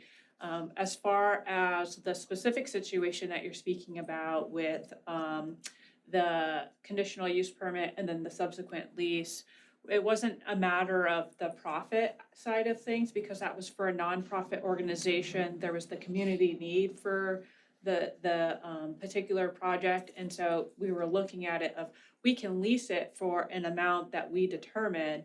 The question is, what is appropriate for the purpose of the lease, who is the lessee and what is the ultimate value to the community? And at least in that particular instance where we did a less than fair market value lease because there was a greater benefit to the community at whole. Very unique Yes, in yes. your own situations. And regardless of what we do, whether it's leasing the land or selling it, it would be in our interest to determine what the value of that property would be on the market. Typically, when we buy property, we don't pay more than like an assessed value because, we're acquiring it for public purposes. So we look to what an assessed value is unless there's a justification or a reason why we have to proceed at fair market value. But in most instances, when we're leasing land, it's not necessarily about a profit or not for profit as far as the amount that's being leased, because ultimately we are generating profit by leasing it instead of just letting it sit vacant or unused. So what you're thinking of is our service fees. Councilor Forsman? I think this is a good avenue that we're going down as far as just looking through it, fine tune. And I'm not saying that we just start selling land off, but I'm definitely saying if we intend to keep it, there should be a vision for that piece of property. And if we cannot at all find vision, then I feel like the taxpayers should, we see our 20, 40, 40 visions. This is what we intend to do with our city, and if we don't have that, it just, I don't know how we feel like we can justify it to them, is my concern. So I think that this will help, when you come back with that information, this is gonna help us decide that. Go down which avenue. Counselor Klein? Question for Amy. I was wondering, like with the Fifth and Bryden property, since it was supposed to be for a fire station, could we create an investment fund to have that put into so that it can gain interest while we wait for a new fire station location to come available? You mean if you were to sell the property? Yes. You could certainly put it into an investment account. So it's just dedicated. I know that's a big concern for our fire chief is losing that money that's already invested into that property and not being able to have anything for if something does come available. And I'm pretty certain that that particular property was purchased from the assigned building fund. So, and you guys have that written in code, what the purpose of that fund is, which is any, city buildings or infrastructure. Just so you know. Council, if it helped, I don't know what we have on April 20th besides the special meeting and now parades, but I will commit to working with Director Johnson, or Glenn, pardon me, and we will bring you a property at the April 20th meeting for consideration. How about that? I like- All right, we're gonna do it, April 20th. We'll get this ball rolling. Thank you. Thank you. Council, next up, item G, airport ownership and cost discussion related to city's ownership of the airport and review the city's airport related costs for the last 4 years, including the fiscal year 2026 lease costs associated with the airport is requested by councilors at the February 2nd, 2026 city council meeting. Council, I'll turn this over to you. I do know that we have some representatives from the airport with us here today. But I'll turn it over to you. Thank you. Thank you, Mayor, and I was gonna say that's the Director Isaacs and a couple board members. I guess my big concern about the airport, I think, for me, I felt that when we went through the United Airlines process, the city's decision not to go forward was, I'll say, upsetting to the board. And I think there's a couple other things that have come up that the city, having 3 owners or 3 decision makers on that airport stifles the progress and the growth of the airport. I truly think it should be down to 1. And with the city being in it, the city's taxpayers get double taxed on the airport. We also pay the county taxes, city and county, so we're getting hit for a large portion of any money that goes towards the airport. But to me, what I'd like to do is meet with the commissioners, and I've talked to one of them, meet with them and discuss the options available and what they thought about it, and even with the board and the director, what's a good move moving forward for the airport, just up for discussion. Councilor Spickmeyer? Councilor Forsman.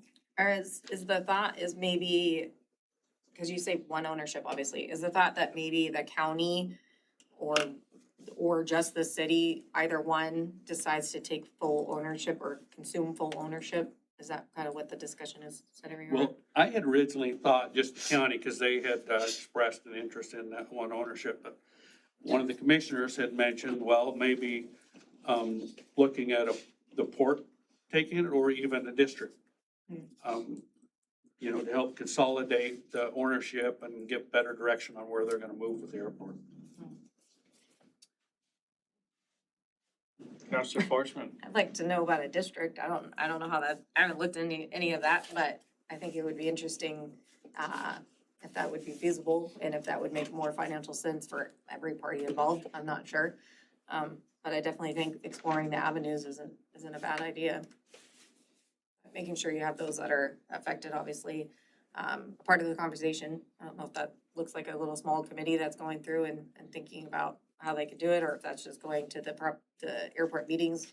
I'm not sure what that would look like, but seems worth So continuing. Councilor Spickelmeyer. would it be appropriate to ask, Mr. Peters if he has any input on it? Mr. Peters can choose to speak or not. We can put him on the spot. Gary, are you, Happy to. Might be better off, but apologize, been hauling manure all morning, so this is what you get. Gary, welcome. Please introduce yourself for the record. The floor is yours. Gary Peters, Airport Authority Board Chairman.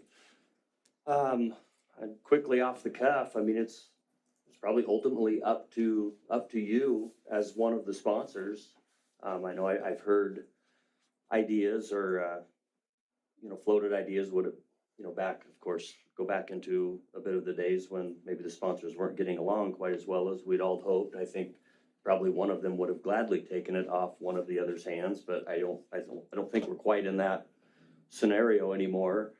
I think we've made great strides in the last 6 or 7 years as to keeping our sponsors apprised as to how an airport operates and how the funding mechanisms work and what's tied in with grant assurances and things like that, where I think in the past that was really kind of the thing that brought them to loggerheads, was no one really understood how an airport actually worked and the funding. And if you remember right, the board was really formed at the direction of the FAA to get it out of city ownership in order to have a separate set of books, and so that federal funding with grant assurances weren't intermingled with city funds to where they got, in a little bit of trouble and some accounting issues. So that's kind of where the authority board, and this is way before my time, but it was really, Mayor Kleberg could probably, Councilor Kleberg could probably, then Mayor, he could elaborate. It was an advisory board in the beginning as they kind of took those steps to separate it up from city sole ownership, and then it turned into authority board. And if I remember right, that authority board was kind of designed after Sun Valley Airport. They did a similar makeup of 2 city, 2 county, and 1 at large. So that's kind of where we are, how we got to where we are today. I can appreciate Council Spickelmeyer's comments and wanting to alleviate any tax burden for his constituents, which I think is wonderful. I think it's no secret the county, maybe with the commissioners they have right now, are very pro-airport. I mean, obviously Commissioner Gish was a huge proponent and part of the airport's turnaround, if you will. Currently Commissioner Havens was always very supportive of the airport. I think Councilor Ledke, she was our liaison. So I think they're all very comfortable and have a good idea of how the airport operates. So yeah, I think it's ultimately up to you. I don't think the FAA would have any problem who the sponsors are. Mike, jump in if I get out of bounds. I think it's up to us to tell them how we are going to be organized, and then we just operate accordingly. And obviously the JPA would need to be readdressed for one sponsor. And, if you look at other surrounding airports, even other airports that are owned by different agencies, such as the airport to the north, they aren't necessarily made up of county and city appointees. They have at-large business, executives or university executives, for example, that weigh in as part of their board. So I don't think the FAA will care one way or the other. They'll let you or the county see it, run it as you see fit. I know Joe has mentioned the port several times, and I think from where his perspective is just more from a funding mechanism, maybe there's more buckets to pull from when we need to, because obviously in order to get flights back, we're just never going to get over this 100,000 employment hump that we're on. And as you know, it's going to cost $2 to $4 to $5 million to get that other flight in here, which, we were close. We kind of clawed our way back to about 83,000, which was kind of pre 2018 numbers, when we lost Alaska, but it's going to take some dollars to get over the hump. We're working tirelessly at a state level. And I honestly believe myself, that's where the money needs to come from. I think Idaho needs to find it in their surplus, and rather than all those property tax from the airlines sitting on the tarmac in Boise or their surplus, I think that money needs to go into a fund. And if we just look at how, the United service that we lost went to the city of New Mexico, they did it through a state grant program, which is exactly what we are asking them to do for us. And Pocatello, Twin Falls, Idaho Falls, a little bit, they're kind of over the hump now with employments, Sun Valley with their, let's just call it horsepower. I don't think they'll have any problem ever with flights just because of the type of people that have properties in that area. But, yeah, I think that's where the funding is gonna need to come from, unless something drastically changes in the airline world, but I don't foresee that happening. The jets aren't gonna get any smaller, they're just gonna get bigger and bigger, and it's gonna be harder to fill seats, so. Yeah, and we're all open, or I don't think anyone has any negative or ill feelings toward you guys having those discussions, and we'd love to be a part of them, and I'm sure Mike is, he has a great relationship with all sides of the FAA right now. We can, as questions come up, as you work through that process, we can definitely keep the FAA abreast and make sure there's no roadblocks or gotchas that, we fall into, but we'd love to explore it with you, and I don't see any downside personally, so. Stand for any questions if you have any. I already have one. Sure. So you're saying you didn't think that the FAA cared who gives funding to the airport? So, for Who example. owns the airport? Okay, so do Yeah. they care who? Yeah, they're who gives going funding? they're going to have a say in how they fund it, just because the AIP dollars, and it is grant fund, we will apply for the grants to do projects, and obviously they will manage that like they do now through our engineer. But as far as who owns the airport, I don't think they care. So I guess for what I was trying to think of, for example, let's say, just example, the college was like, we want to put in to help, I don't know, sponsor is the right word, the airport, or some local businesses want to put their kind of name in the hat to help keep the airport going. Is that something that We would FAA? gladly take their money. Okay, FAA doesn't care about. No, we would throw it in an MRG fund, and we could dedicate those dollars towards marketing or even purchasing, taking United's deal on the table to bring Denver back, or add maybe a second Salt Lake, add a second Seattle, things were working, anything. Yeah, that would have nothing to do with the airport itself and our infrastructure, like we would match the FAA's 93.75%. We would match that with passenger facility charges, as well as the money that comes from your M&O that you support us with. But if someone wanted to donate money like that, I'm sure we would set that up into an MRG account, would be my guess, so. Other question? Councilor Wright? Yeah, I'm just curious about, because of the way with the Pullman airport, and it seems Pullman and Moscow have a relationship of some kind with that airport. Have we ever discussed with Clarkston their interest in the airport? Anything? So I can so they are one of the rarest, if not the rarest airport in America, in the fact that 2 different states own them. And so, yes, and with that came a lot of political clout that was probably allowed them to do what they did and sneak $100 million project into an airport that was not near the airport of our airport, which is 30 miles away. But when you have Senator Murray and Senator Cantwell, both of which are WSU alma mater, and all of a sudden a very large employer of the area and the region wants a larger airport, the $100 million started to flow fairly quickly. But that project happened because we said no. And I want everybody to hear that, and we'll kind of probably talk about that a little more in the future, but we had every opportunity to slam that door in 2010 when whoever was in charge of the airport, it was before my time, but we had a very large business owner, maybe one of the largest in the region, approach our airport about expanding and building a facility along with hangars and development in exchange and do a land swap for our park area to a different park area. And they were well down the road with a committee, and they said, no, we can't do that. We're done working. And so that certain individual drove 30 miles north, and the process was started in 2010 to get that $100 million project off the board. And so yes, it was done through, you mentioned, you have two states, you have twice the chance of getting money out of the feds when you have twice the people back lobbying for money, especially when you have several powerful ones that have been there for many, many years. So yes, it's a huge advantage, and all you gotta do is watch elections and midterms, and then you watch where all the flights show up right after the elections. All of a sudden, all these cities in Kansas and these cities in Illinois and these cities in Missouri and Mississippi all of a sudden have air service that did not have air service. So it's very, very, very political. So yeah, there is some definite advantages. I would love to have several more senators and congressmen that we could call and ask for funding and favors.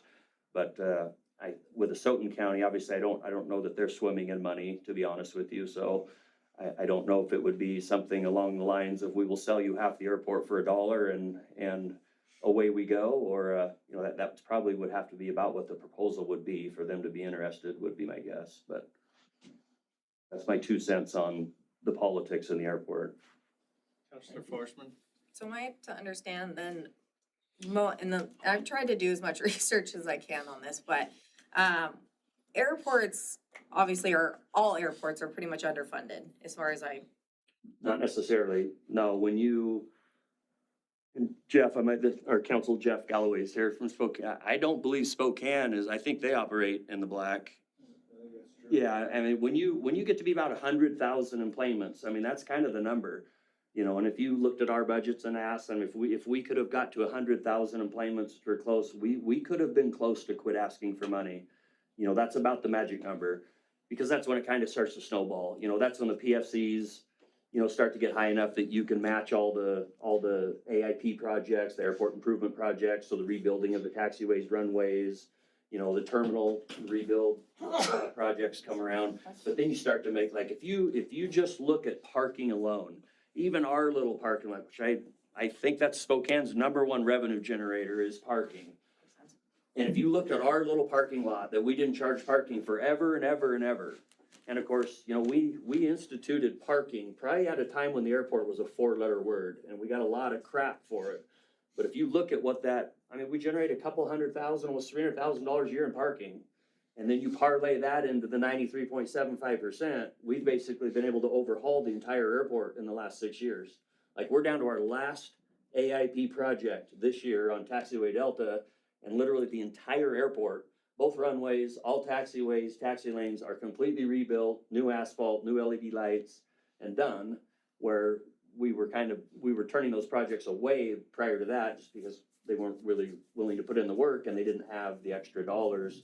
So yes, I think an airport can stand on its own 2 feet at some point, but we're not there just yet. so they're funded by passengers?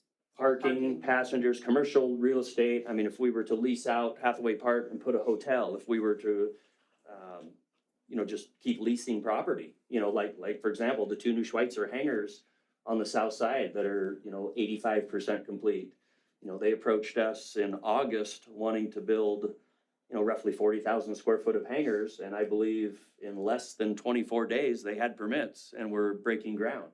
Like, that's how fast we are trying to move to develop that south side. Those hangars are multi-million-dollar hangars that are gonna generate, roughly, I'm going to guess, approximately $15,000 a year each in property tax would be my guess.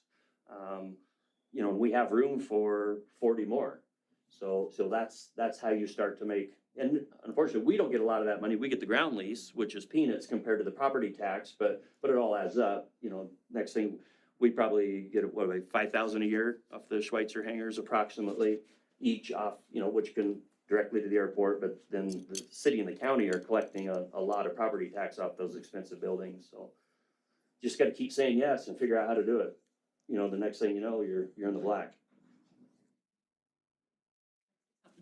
So Jennifer Tangano, city attorney, one of the things that we did too when United was asking for the MRG is we reached out to the Boise airport to see how their structure was. We reached out to the other small airports in Idaho. And one of the big differences and kind of one of the misconceptions is comparing ourselves to Spokane and Boise. Well, I don't know specifically about Spokane, but I'm going to guess that they're similar to Boise. Airports don't or we don't pay, or we pay our airlines to essentially be here one way or another. In Boise, airlines are scrambling to be there. So it's a completely different situation. So you're talking about a wholly different market when you're comparing Lewiston to Spokane. And really what we should be doing is try to compare Lewiston to other small airports that service smaller populations. And so where, we were asking about the MRG with the Boise airport and the Boise city attorneys, they don't have that kind of problem because they have competition amongst the airlines about who's gonna pay them, that being the Boise airport, who's gonna pay them more for particular spots within their airport. And so, I haven't checked with Spokane, but I'm guessing it's probably something of a similar structure where airports or airlines want to be at that airport and they're gonna vie over more valuable positions as far as within the terminal, contributing to terminal expansion and so forth. And until we have that kind of driver here in this area, looking at them and seeing how they're successful, it's helpful, but it's still gonna be very different in how this particular airport operates because we're not in that quite the same position where airports or airlines are vying to be at our particular airport. We're kind of saying the same thing, 100,000 passengers a year, and that's kind of the break-even point. And they obviously have that because they have the population centers to support that. Yeah. And which we don't right now. We were close. We got up to 83, but then of course we have a competing regional airport 30 miles away from us. And let's face it, us and Pullman fight over the same exact people.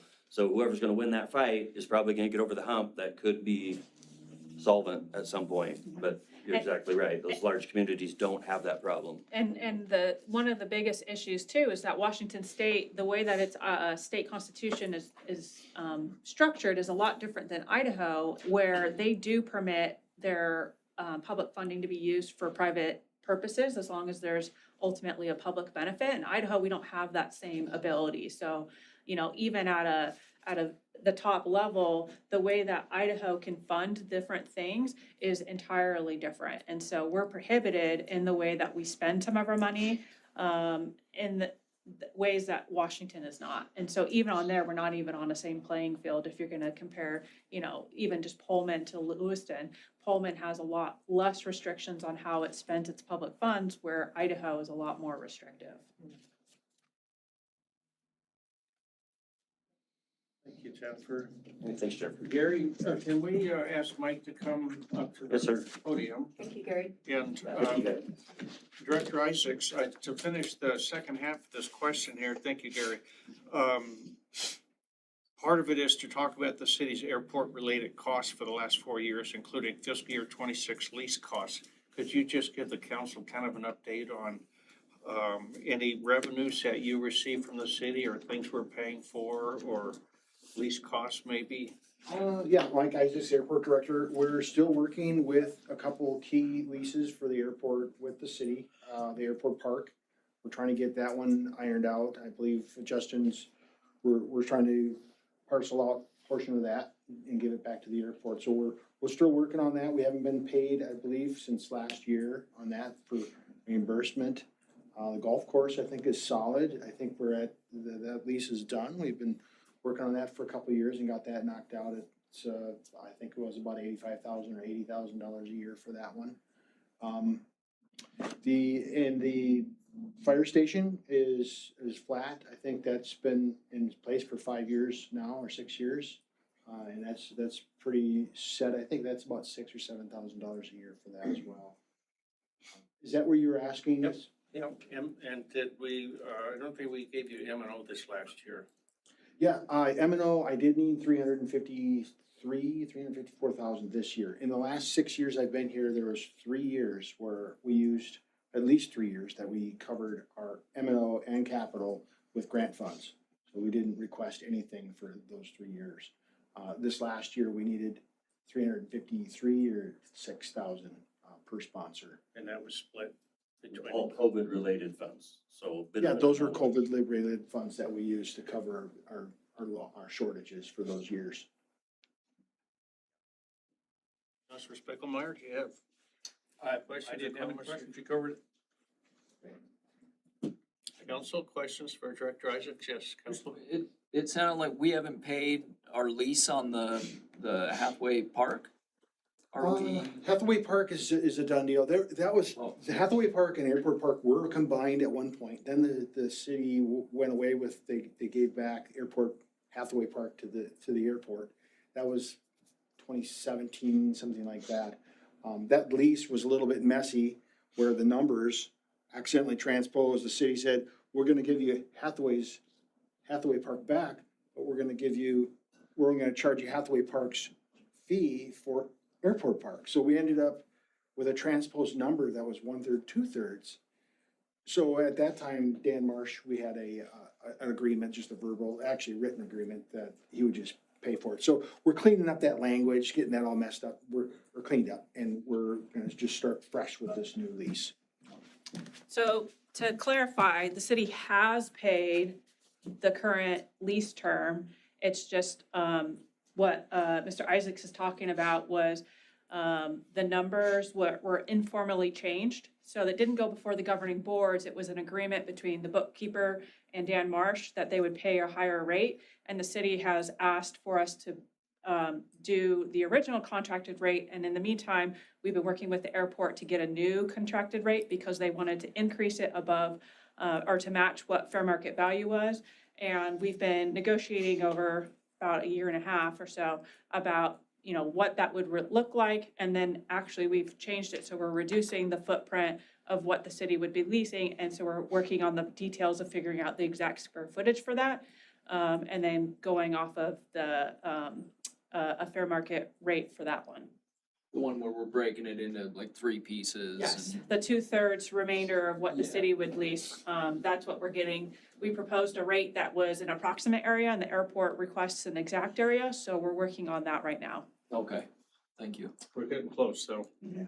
Like, we're getting close. Yeah, we got that. But our city surveyor is working on that exact area, and that's the last thing that we're waiting on for the most part, for this. And then we'll need, board approvals, the airport authority board and the city council. Okay. And then that agreement will contemplate the difference between what was agreed to in that agreement and then what we've paid. Unfortunately, we can't go back prior fiscal years because we've already closed out those. So it'll be from October 1st of 2025 to present. Gotcha. So we should get it done this fiscal year. So they'll get the back payment for to October 25. Gotcha. Okay, thank you. Thank you, Councilor. One last thing I'd like to bring up is there's airport property that could be surplused that we did give back to the sponsors to consider selling that. I'm full of stuff. So that is actually probably one of the first properties we will probably bring to you to sell, as a part of a different, thing. We worked on, that particular area on the other side of Brighton. So it's on the east side of Brighton, kind of, north of Walker Field. It's a large parcel, but Walker Trail goes through it, and Mayfair Court and Preston Avenue both have endpoints that the city would like to connect as a part of a fire safety plan and future development of that roadway.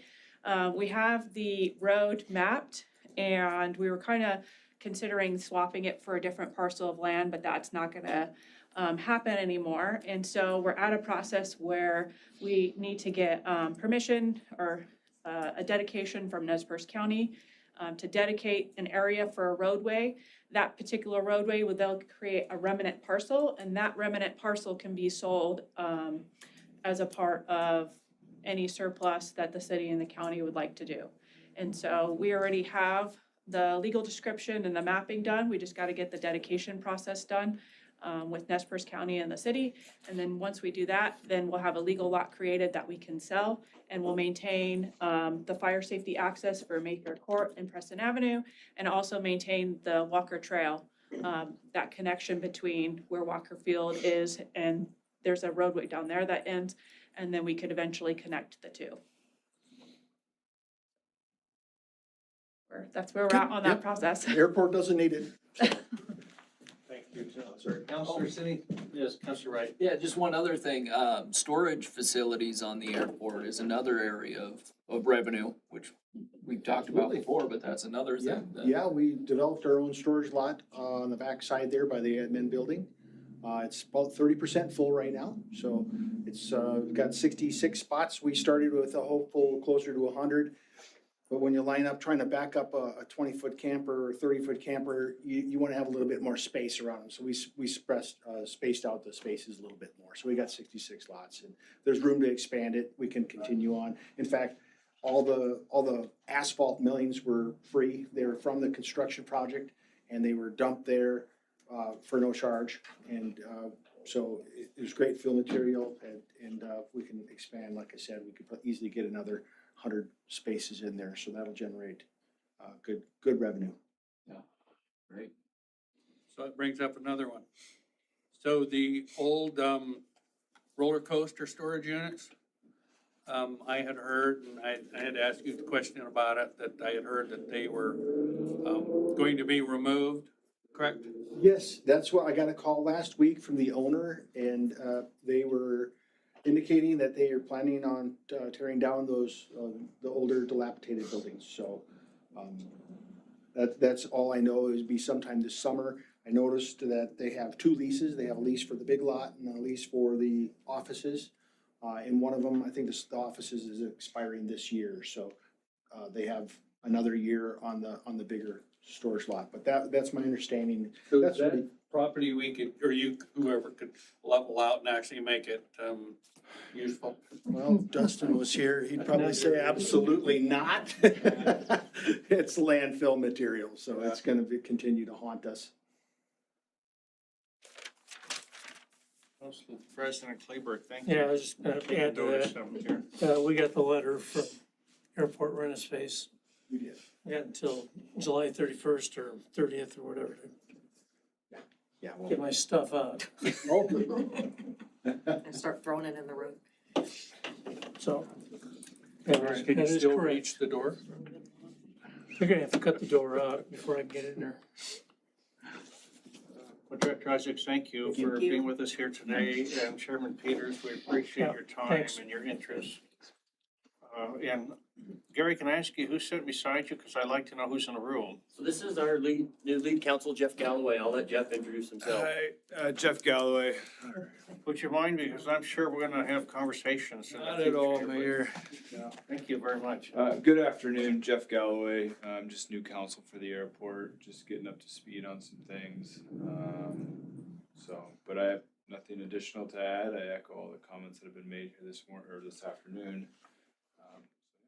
Appreciate it. We look forward to working with you. Thank you. You as well. Thank you Yeah, very welcome, welcome. Okay, council, last item, H, budget discussions. Our Mayor? director, Councilor To Spickelmeyer. finish out the last one, Mhm. do we need to make a motion or something if we wanted to have a meeting with the commissioners or to discuss the airport ownership? I can set that up. Ask them for If everybody thinks it'd be a appropriate. time on their calendar. Yeah, I can work with City Clerk Rocky and Stephanie over at the county and see if we can find a time to talk about that, you know. Happy to do that. Clerk Rocky, will you help me remember? Thank you. Our last item, budget discussions. Finance Director Amy Gordon is with us here. This is at the request of Councilor John Spickelmeyer. Discussion of the city's budget as requested at the February 9th, 2026 City Council meeting. Director Gordon, welcome. Thank you, Mayor, City Council. Councilor Spickelmeyer shared some thoughts that he had regarding the budget. And I thought maybe the best way to approach it is to walk through the budget process. And then that would then open the door for any ideas or comments that Councilor Spickelmeyer might have or any other members of council. And I wanted to start by walking backwards through this process so council has an understanding of our timeline and why the timeline might be the way it is. And one of our final steps in our budget process is certifying our taxes to the county. So we have to, per state code, the Thursday before the second Monday of September, certify our taxes. That's our last day to certify. So last year, the date that fell on was September 4th. So we kind of have, it can sway. That September 4th was like the shortest time frame we have to certify. This year is one of the longer time frames that we have to certify. So because of this date, we use the month of October to get a adopted budget. So what I mean by adopted budget is we have two budget-related ordinances. One's our appropriations ordinance, one's our tax certification ordinance. We also have an ordinance related to budget amendments, but we won't talk about those today. So in my time here at the city, and as far as I know, the city has always had 3 separate readings of the budget. They've never chosen to combine a reading, waive a reading. They've always had their 3 separate readings, 3 separate nights. That gives your public, your citizens, 3 nights to come and speak with any concerns or comments that they may have on the budget. So to accommodate that, we start by having that first reading along with the public hearing on your first regular council meeting in August. Then we have a special meeting the 3rd Monday of August. And then we have the 3rd reading and adoption on your 2nd regularly scheduled meeting in August. So this year, the way that would work is August 10th, the 17th, and then the 24th. So because your budget requires a public hearing, and we have to publish this public hearing twice. They have to be published at least 7 days apart in the Lewiston Morning Tribune. So we publish on August 2nd and then again on August 9th. And that puts that second publication the day before public hearing. So to be able to meet that publication deadline, we aim to have that to the Tribune. For this year, we'd be looking at July 20th.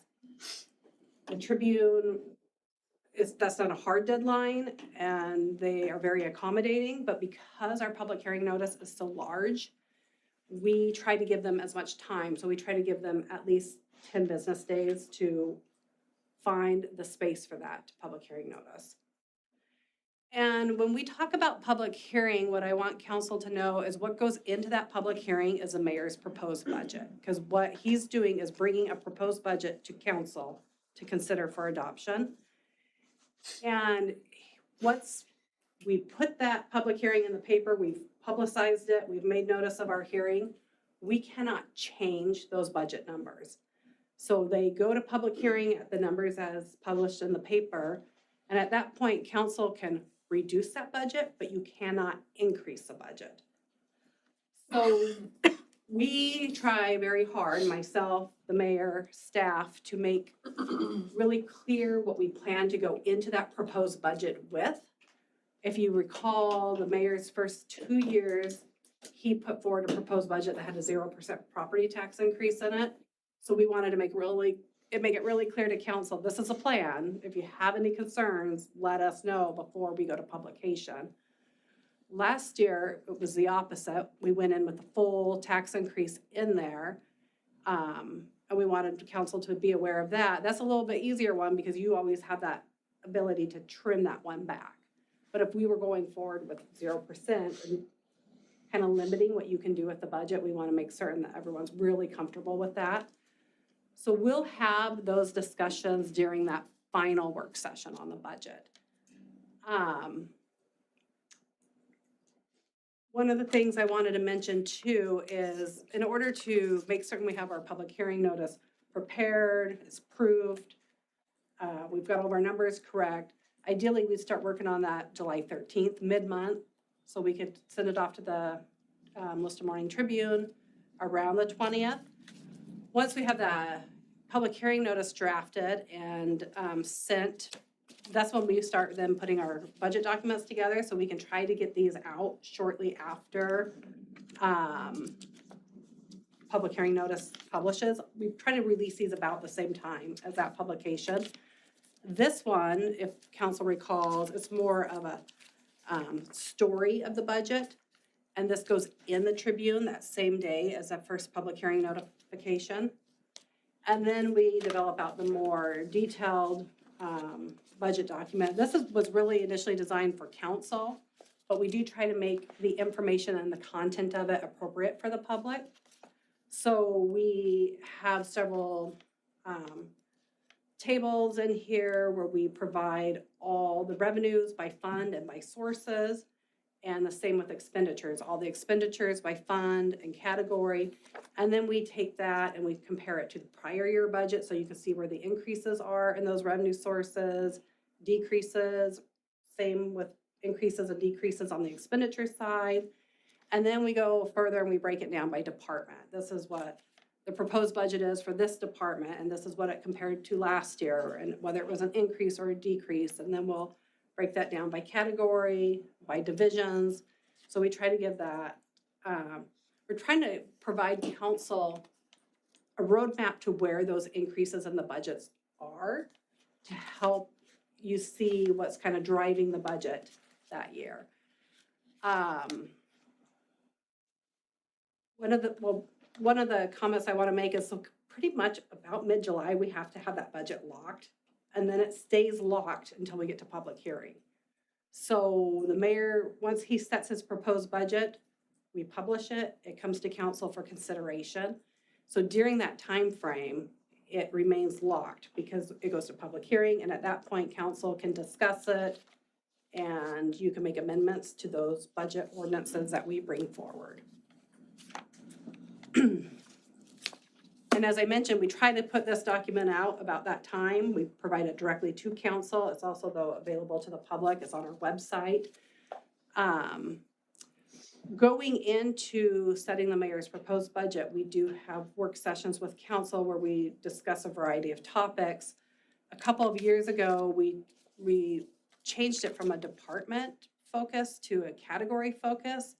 There was a time that we would have some departments come in and present, but not all departments. We thought, well, let's have all departments come in and present. And then it was like, well, some departments just don't change much year to year. My department, really nothing changes in it year to year.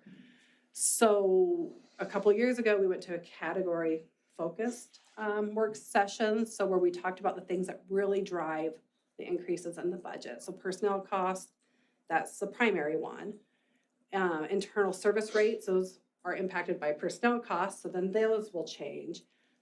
Insurance, maybe council's entered into some lease agreements that we know will increase each year. We try to have a discussion on those because we know those are things we have to build into the budget because we have pay scales and labor contracts that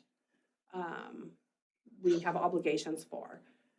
We did a work session on capital projects that covered all the projects in the capital fund for that year, as well as the utility funds.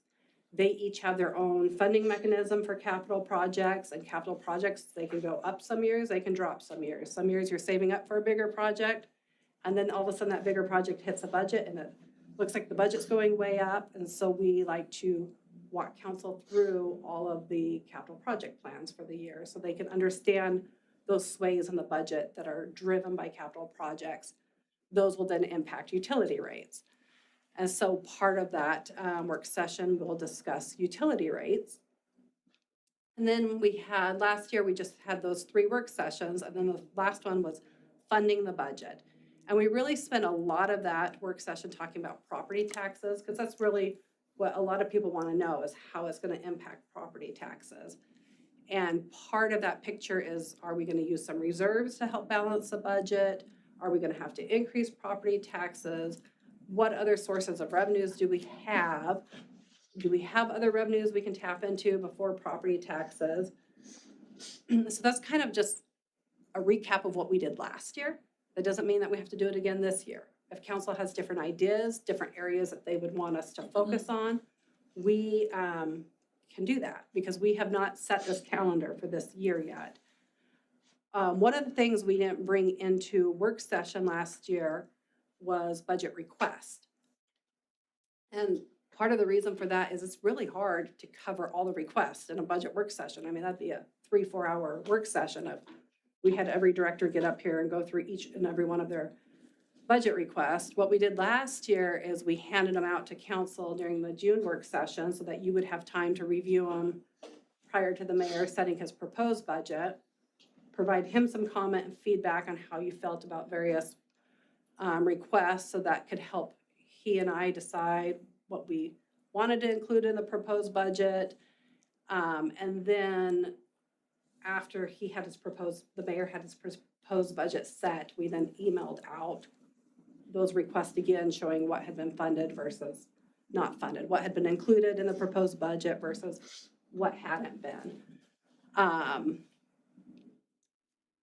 Just to make sure I'm getting everything I wanted to include here. There's a few areas, I do have some notes on a few areas that we could provide some additional information this year. So I've kind of got some ideas for work sessions, but really I would move forward with the same topics, but only if that's what council wanted. If council has other areas they want us to focus on, this would be a great time to let me know, because I'll be developing out that calendar. And then we can figure out how to get that information to you in the work session. What I have here on this slide is we, in lieu of having as many work sessions as we'd had in years prior, at the request of council, we provided more information to you guys in written formats. We prepared it in packets, provided it to council, so that you would have this information to refer to throughout the process. So we can provide more information in written and format as well. One thing to mention to council is we're currently working on budget. We've started that last month with the departments. They're all reviewing their fees and rates so they can determine what we need to bring forward to council in regards to a fee resolution this year. If you recall, last year we went to a citywide fee resolution. So rather than having multiple public hearing requests for various fee categories like cemetery fees, park and recreation fees, public work fees, we combined those all into one resolution so we could have one public hearing. Ideally, we want to bring that to you in early June so that we can have those fees adopted and know that they're what their impact would be to the budget before we finalize budget. Those are a separate public hearing though from the budget. I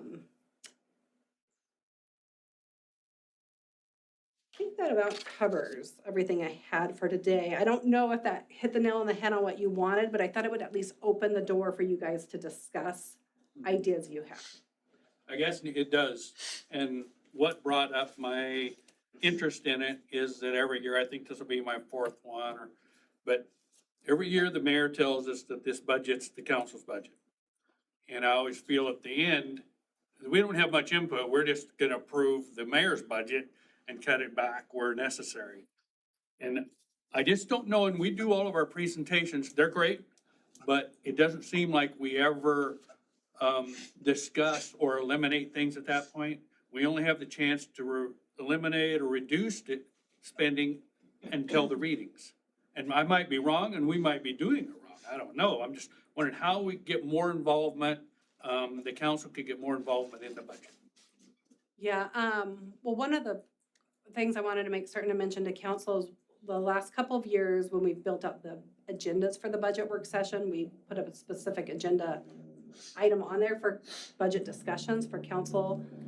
And in those moments of the meeting, that is open for council to discuss any part of the budget. So whether it's that day's topics or any topic that you maybe want to discuss further or provide direction to staff to bring information to you.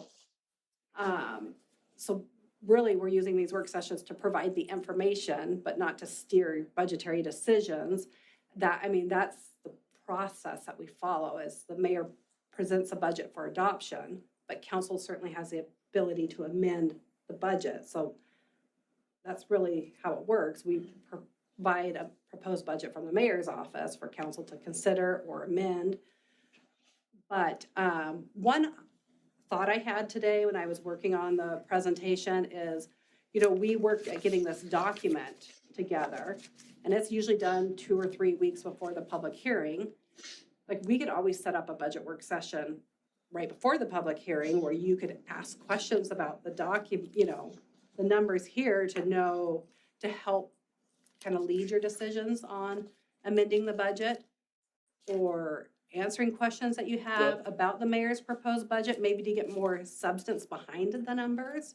I think it'd be beneficial to have input before that. I think you said it was the July 12th block date or something, before About you send it. mid-July. I mean, it can move some, but that's about the target. Instead of getting to the last, the readings just seem so frantic and everyone's grasping for straws to figure out how to reduce, the budget a little bit. Let's not buy a cop car, there isn't really any logic in how we're approaching our reductions. Everyone just wants to reduce it a little bit. You understand what I'm saying? And then you guys are strapped with trying to totally redo it and come up with a new proposal for the next reading. Just seems out of place. If I was being 100% honest with you, in a perfect world for me, we would have a proposed budget that council was already, Yep. Ready to adopt. But, there's some, It's doable. politics, but yeah, I mean, so that is really though the feedback I'm looking for. I'm not gonna speak for the mayor, is if you're not gonna pass a budget with a 3% tax increase, let's figure that out before we get to the proposed budget.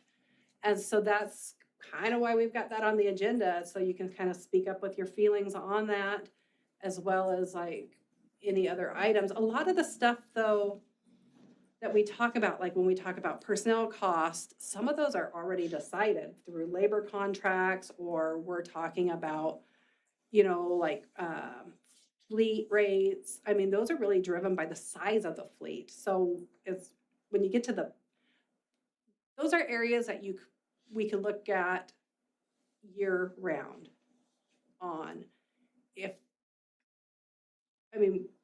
I guess I would say, like, as a council, you could look for areas to make processes more efficient throughout the year, so that when we get to the budget season, those efficiencies are coming into the budget and helping offset other costs.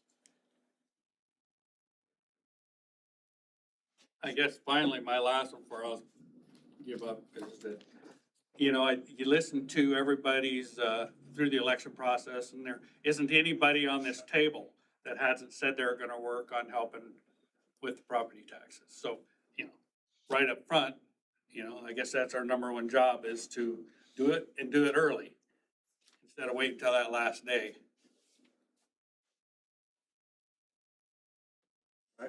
Councilor Klein. I was wondering, when did the individual departments finalize their budget, like present it to you? So we'll create our budget projection here in the next week or so, and then we'll start setting up meetings with the departments and kind of giving them their marching orders, their instructions. And what departments will do is they'll just review their budget. They're looking at their narratives. If they know that they've got an increased cost over in supplies, but they feel like they can cover that from their contracted services, they're allowed to move money around. And then if they need to increase their budget for anything with the exception of personnel costs, they will submit a budget request. And so we'll probably be looking at giving them the end of March and April to work through those. So we'll get those numbers back probably mid to late April, and then we'll start building them into the budget so we can kind of see how the revenues compare to the expenditures. And then we start working on ways to balance the budget.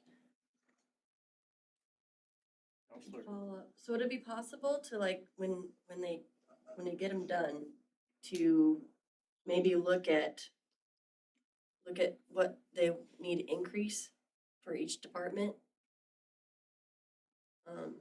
They do that through their budget request forms. Okay, so we'll see the budget requests in one of our work sessions. We could try to bring it to you in a work session. Last year, we had so many requests, it just wouldn't have been feasible to have Okay, council send it sit to through a us. work session to go through all those requests. When we build out the budgets, we have, as I mentioned, the departments will get their budgets to review. They're not allowed to make any increases. But what is carved out of that budget is a personnel cost. Then finance goes through and we recalculate the entire personnel cost, because that's the area that is our largest cost in our budget.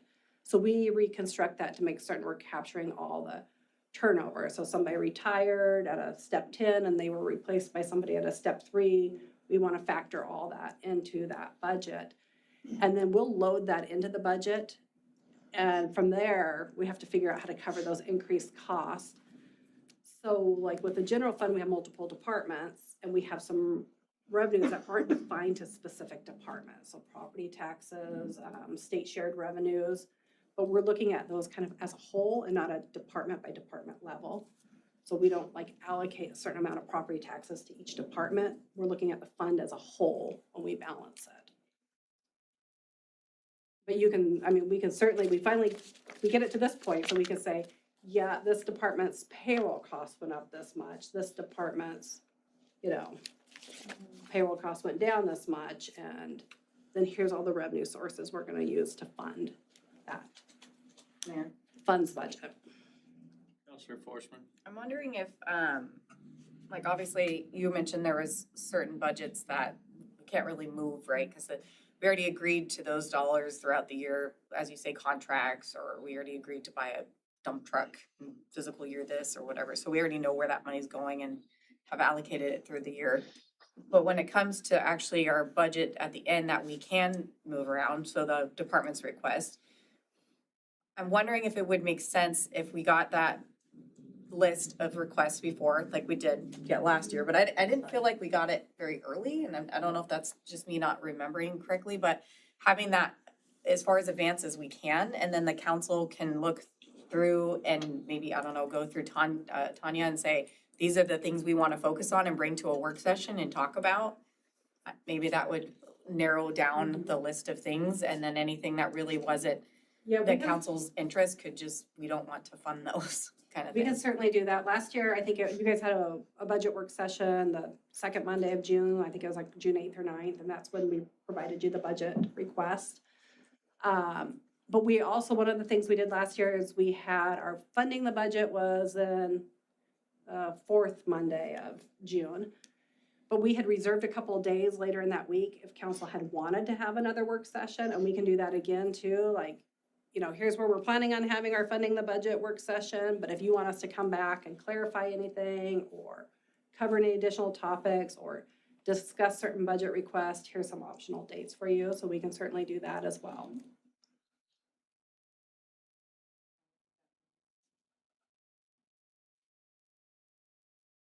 Counselor Spicklemeyer? And I guess another one, I guess is for the mayor. I think it would be beneficial to hear what your plans are, like for FY '27. You know, so what's our plan? What are we gonna potentially use our transportation fund for, or the unassigned building fund, or, you know, do you wanna build a statue yourself, or I don't know, whatever. If I could get Elaine to step out of the room, I'd be happy to talk to you, counselors. Just like, our ears are really pretty. So, just looking ahead, I think it's gonna be a tight year. That's my expectation. We're gonna feel pressure in our payroll costs for sure.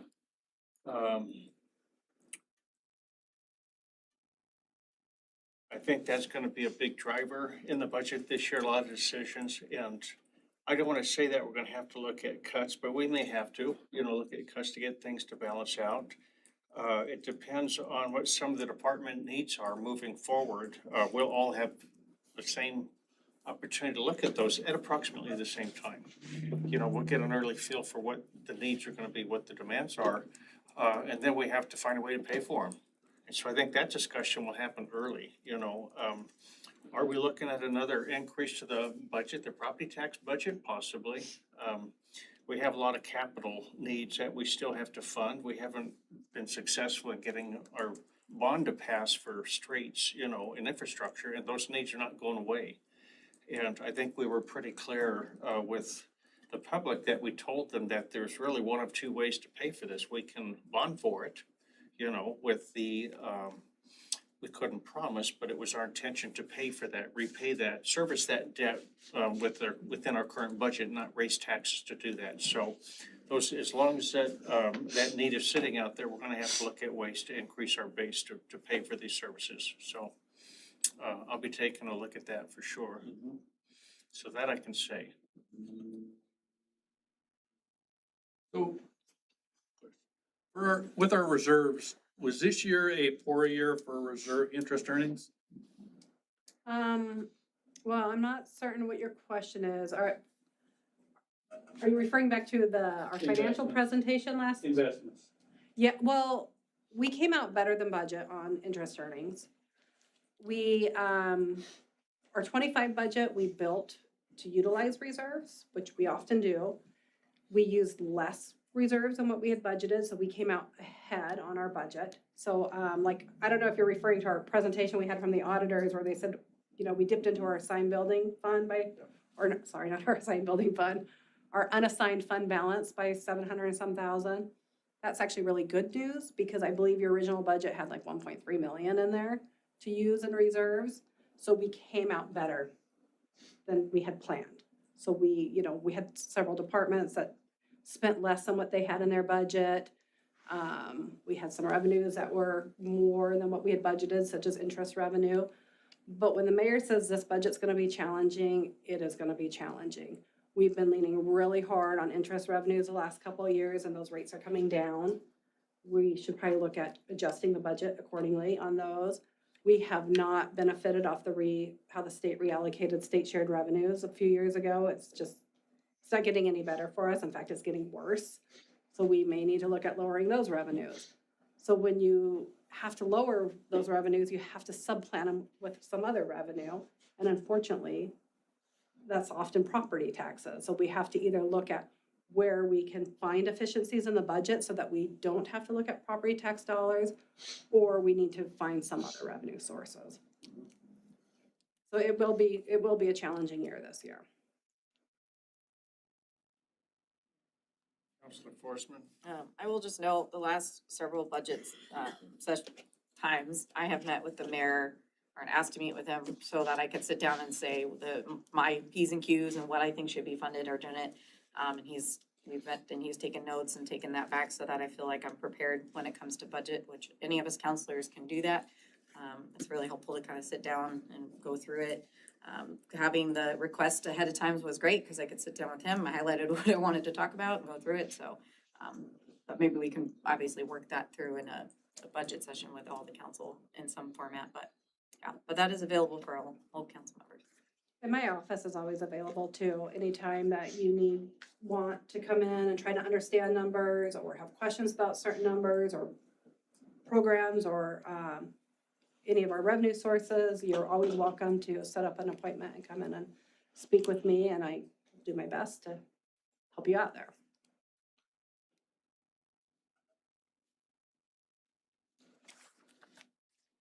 Ready, well, we're about ready to enter the budget zone, huh? We're there. Yeah, we're there. I try to give myself 1 week between the financial report and the budget, and so that week ended last week, so here we are. You're prepared. Get prepared. Thank So you. thank you so much. Thank you. Thanks, Amy. Anything, I'm just teaching. I was like, I didn't hear, I don't know. That's going in Huh? That's going in the article. Yeah. Okay, council, next up, Roman numeral 5, unfinished and new business, item A, city councilor comments. Comments shall not be related to an item currently for the council or an item coming for the council in the foreseeable future. It shall be limited to comments, not discussion. Councilors? Nope, gonna keep moving. Okay, city boards and commissions, liaison updates. I don't have any meetings. None of those, okay. Mayor comments. Council, I want to share with you, as in the past, Carolyn Eads made a nice cake for us and brought some milk. It's in the back there still, if you'd like to share in that, but she always has a message. And I know we're going to leave here shortly, but, she's just encouraging us to be a model of good works. Others do our jobs with integrity, dignity, so we appreciate that. And, just to be positive in all that we do. Again, she says, I want to express my gratitude and respect that I have for you in making Lewiston a safe and positive city to live and raise our precious children. Sincerely, Carolyn Deeds. So I'll pass this around if you want to take a quick look at it. Are there any agenda topics, councilors? None? Okay. Roman numeral 6, I would entertain a motion for adjournment. So moved. Second. Been moved by Council President Kleber, seconded by Councilor Speckelmeyer to adjourn. Those in favor, please signify by saying aye. Aye. Opposed? We are adjourned. Thank you, council.